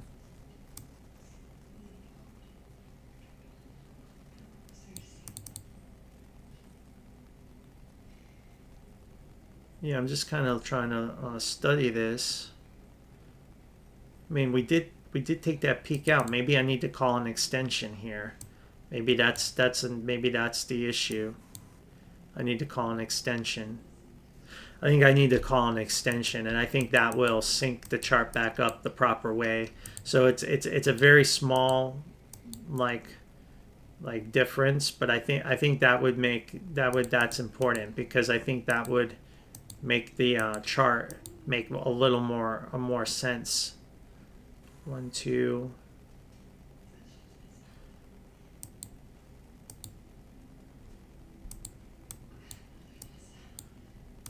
Let's see here. But I don't like how those waves overlap. So we'd have to call another 1, 2. Again, I'm just trying to think of an alternative count. If not, we're just going to have to go with the original one I had earlier. We'll call that a full cycle. So we're going to call this 1, 2. And call this another 1, 2.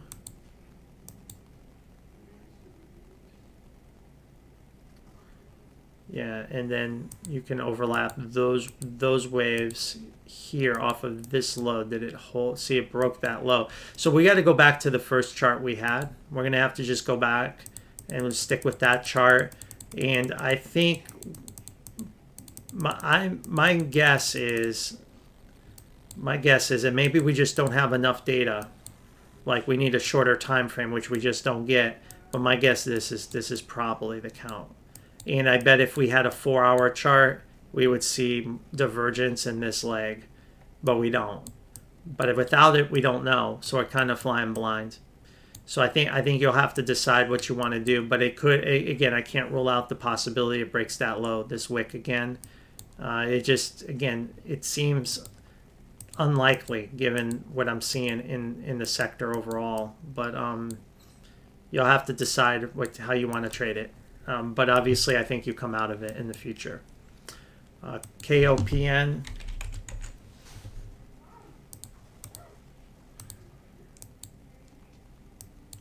Looks like we've got a massive pump here. No divergence. So this was just a big corrective move off of this corrective move. So it looks like to me that it's going to make another low. So again, I wouldn't want to trade it. It looks like that's the first A and B in that 3 swing move. 1, 2. So something like, and then 3, 4, and then 5 is here. That's my guess. And so you're in this B wave. It should go high. So I think it's going to go higher in the short term. It's going to go higher. It's correcting that whole wave. And then I think it's got another low coming. I'll try to label this 1, 2. So something like 1, 2.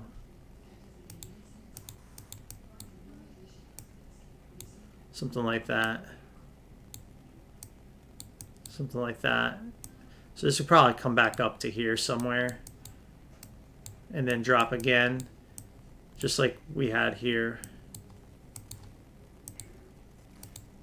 You know, something like that. Again, I'm not going to subdivide everything, but basically that's what you're looking for. So that's my guess. What you're going to see is something like this, and then it's down. So I think you're going to get this B wave because you made a lower low. You made a low here, and it's only up in 3 from what I can see, and then it moved down in 5.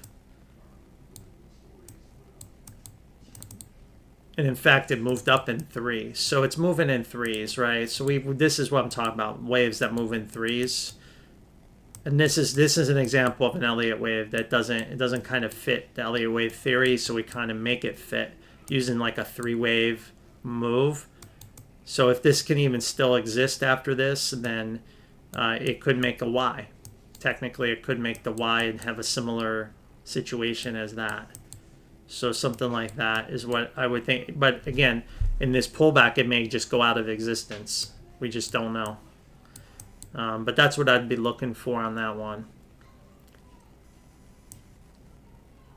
CRV, I'll take a quick look if I have time at the end. I've got a lot more super chats to get through, and then if I do, I'll look at it. MPSCA, another pharmaceutical. Looks like another kind of go to 0, but that's okay. We'll see if it can pump soon.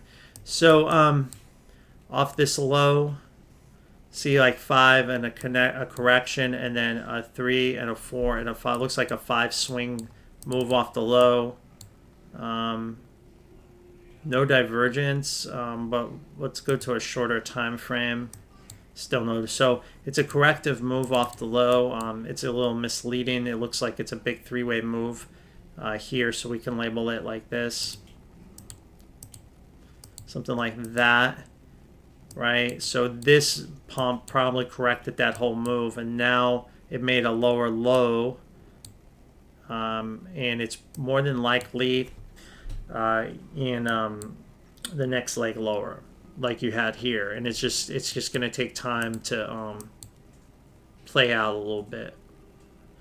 It could, so I'm just going to label it this way for now.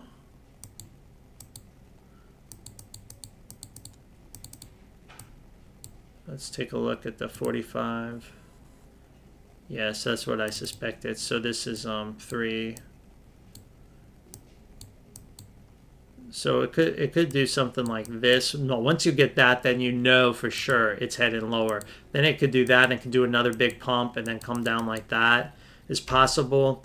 The other possibility is it's only in 3, and as long as you're above 1835, it does something very, very destructive to the bears, and then eventually the bulls. It does this whipsaw. And knowing the erratic nature of the market and how the market loves the whipsaw, you can try to play that long off of this against this low, against 1828, and see if you can get the whipsaw. If you can get it, then you're gonna get massive might pay, right? It's gonna be huge gains from where you are. But I wouldn't fall in love with this stock. But I think, yeah, I think you play the whipsaw, but once you break that low, then it's 5 waves down or worse, and it's pretty much just going to melt down from there, just like it's done historically. So I would just, yeah, I would just be, I'll just see if you can stay above that or not, and play this whipsaw, and see what happens. HTZ, Hertz. I think they were pumping that at one point off the low. I'm surprised no one's ever asked me about this one. It looks like they haven't. 1, 2, 3, 4, 5, but no divergence. So again, this is another one of those 3-wave moves. But we'll look at the daily. Yeah, no divergence. So it's moving in 3 waves.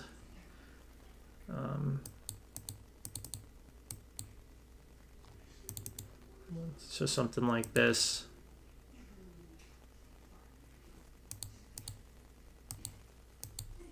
Something like that. And then it moved back in 3. 1, 2, 3. right? And then it moved in A. Oh, well, let's check the divergence. See, now you have the divergence. So yeah, so it moved in A. And then it moved in B, and now it's moving in C. So yeah, as long as you're above 244, we should be in a new bull market for a while. Real erratic chart, historically. But only 3 waves up, but 5 swings. So I don't know. It's a tricky chart. We'll look at the shorter time frame. It could be this, but let's look at a shorter time frame. Yeah, see, it's still showing 3. So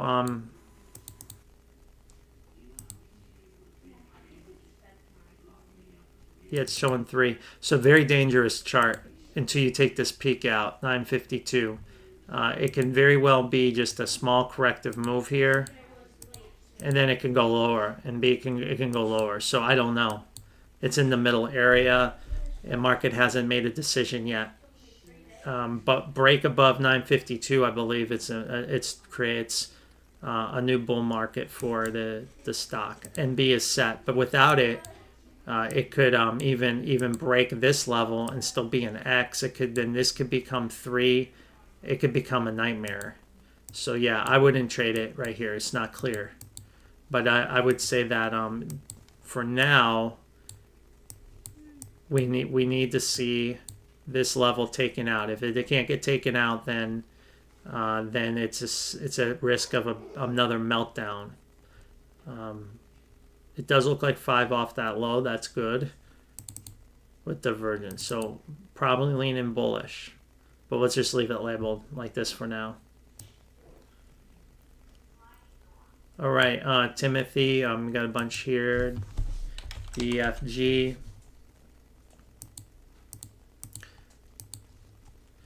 Let's take a look at these here. So it looks like one, again, this one looks like it's only moving in 3s. There's some kind of W. And is it X and Y, or is that X set? Could be. It seems a little truncated, but it obviously this cycle's over. It's in a new uptrend. So we'll call it done here. And again, it's hard to see. You don't have a lot of data. But clearly you have a wave 5, an extended 5th wave here. That should be wrapping up soon. And you get a bigger pullback, and hopefully it can come out. So that's what I'd be looking for, something like that. And want to see it grind higher, and why. And hopefully take out this peak one day and do that. So 5 waves up means the direction's higher, but once you make the 3rd wave, then anything is possible. It could come back down and break the lows, but you need to keep seeing the impulse of nature on the move. NCTY.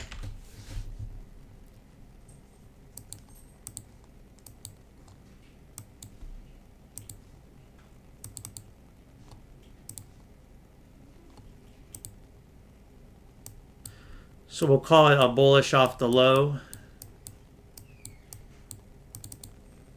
Again, no divergence, so it's only a 3 swing move off the low.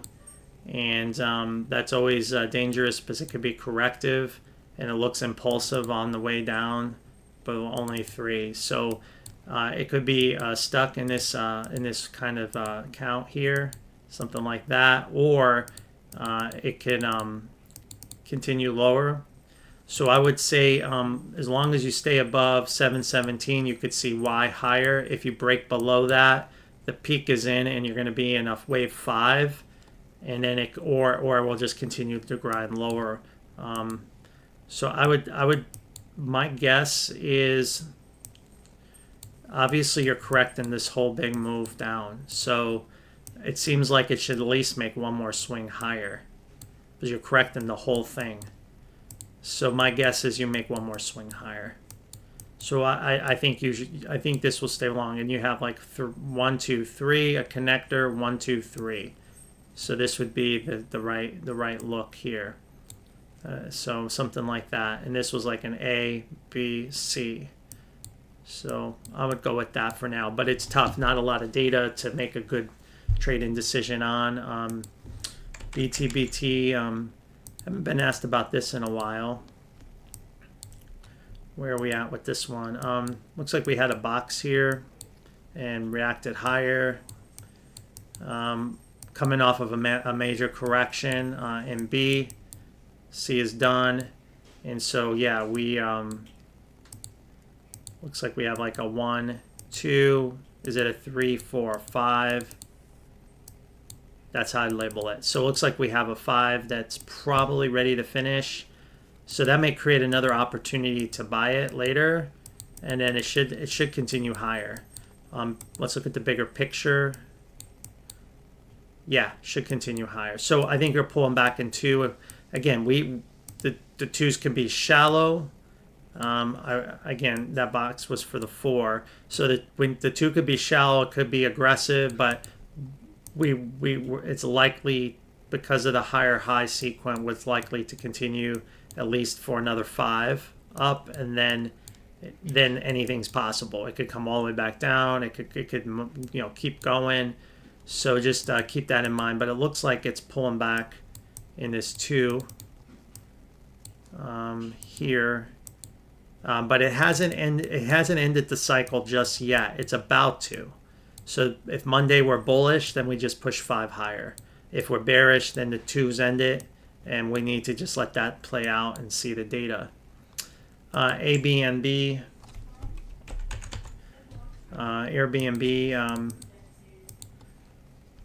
I think that was one we got a good low on, if I remember. Yeah, see, we got this 3 wave, we got a connector, and then it failed. So this is a good example. And then we had another buy. So we were fighting the market makers on it, but we only have 3 and 3. So it's been a battle of a bearish structure, but all we have is 3 down and 3 up. So we're in it's a huge indecision market. Now off this low, it looks like you have 5 waves. So it looks like we're going to resolve higher. So if you happen to buy it here at this box, if someone was watching me and bought it, I would expect more upside. I would stay long. We're in B. B could dip down. If it dips down again, we can buy it lower here. We can buy it at like somewhere around 124, 121. So just if it were to dip down, you can buy it again and try to buy that. It's likely to be supported. I'm not saying it's going there. If it did, you can buy that and buy the C. And then see, again, really ugly structure. And just when I see all these 3 waves, it means the market just doesn't really know what to do. It's been in the middle area since its existence. It's been an indecision since its IPO. It's like hasn't trended anywhere. It's been basically dead money and trader and investor indecisiveness. They don't know what to do with this thing. But it's been tradable. But this is a good example of hitting the box and getting a reaction and then again and reject it.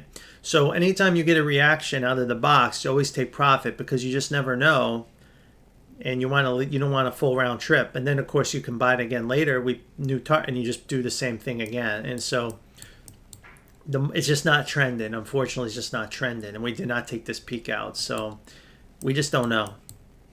All right, next is Alwyn. Can you look at Zim? Because it's been down. Yeah, the Dow transports have been pulling back a little bit. So is energy and some of the other kind of related stocks. Let's see what's going on here. Well, we only made 3 up, no 5, and we already crashed. So that's a very dangerous sign. But you see, you have a lot of divergence there, so it just may be a type 4, but not on that time frame. The 45-minute. Yeah, I think I'd label it this way. I think I would looking at it a little differently. I'll have 1, 2, like 3, 4, 5. So 1, 2, and then 1, 2, 3, 4, 5, 3, 4, 5. So I would label it as an impulse with 3 waves down. off of this peak. It may not be so bad after all. I think it's just, again, making people who lack the conviction leave the stock. See, it hit the box and it's finding buyers in the box. So my guess is it's okay as long as it can hold this low at 1506. However, yeah, see, that's not a big enough reaction. So it's still in the box. This could still be part of this corrective leg. It could still drop. So tough to say. It appears that it's finished. I can't call that a new connector wave. So but it could just drop even more but still be correct in that cycle. So my guess is it's a two wave. It's a two wave and it should end. It could be over here. It could go down a little more. But my guess is at some point it will end and come out of this. All right, CoreWeave. CoreWeave broke pivot. That was, again, very few stocks are breaking down. We saw Netflix and CoreWeave break pivots, but it's this is the most likely path now. We made a fifth wave, and then of course we'll react and make another leg lower later when the overall market pulls back. That's probably the most likely path. Of course, the other path is it's a WXY and it just rapidly goes down on Monday and it capitulates. If it does that, we're heading to like the $80 area, probably like $85 area. And of course, that would be an absolute great opportunity to buy it again at $88. So if we see a big drop, gap down, we'll look for $88. If we don't, then we'll be looking for something like this. And we don't like to trade it in the middle area anymore. So we did have a buy here on three waves. We got a reaction, not great one. It was kind of a warning sign because a lot of the other stocks in the sector actually broke this high, the swing high here. This one didn't really do that. So it's going to double correct. It's okay. Eventually it will come out of it, but this could create a massive opportunity later. So it just is what it is. It's just going to go deeper. So I'm looking at it from this point of view. GameStop, I mean, we're hoping GameStop's ready to pump at any moment. I mean, it is at the end of its. I mean, I heard the Bollinger Bands are like super tight on it, and it's just ready to make a huge move. And technically, it's just. Let's see, how did it do here? So I mean. It's just trying to find a direction. Even it's got all this Bitcoin on the balance sheet, but it doesn't seem to matter that Bitcoin's doing well. So it's just, I'm going with this more like 1, 2, 3, 4, 5 count. It could be a 1, 2, 1, 2, 1, 2. If it's that, this thing's just going to go straight vertical. If it breaks down, this would be a connector, and this would be an A, B, 1, 2. And then 3, 4, 5, and we would it would be like a massive drop. So it's a very big move is coming. Very big move is coming. If it goes lower, I mean it's likely to drop somewhere down, and we'd be in this too, right? And we would have like an A, and then A, B, C, D. Let me look at this again. A, B, and then 1, 2, 1, 2, 3. Yeah, it would be a capitulation move.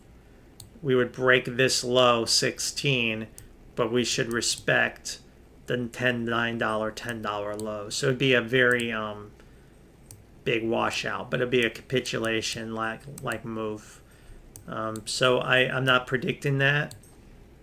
And if you believe in the bullish move, you should be buying it. But I'm worried that there's gap down risk. Whatever happens, it's going to be a gap. But it could be the opposite. It could be gap up risk, and then you miss the move. So you gotta stick your neck out and buy it. DJT.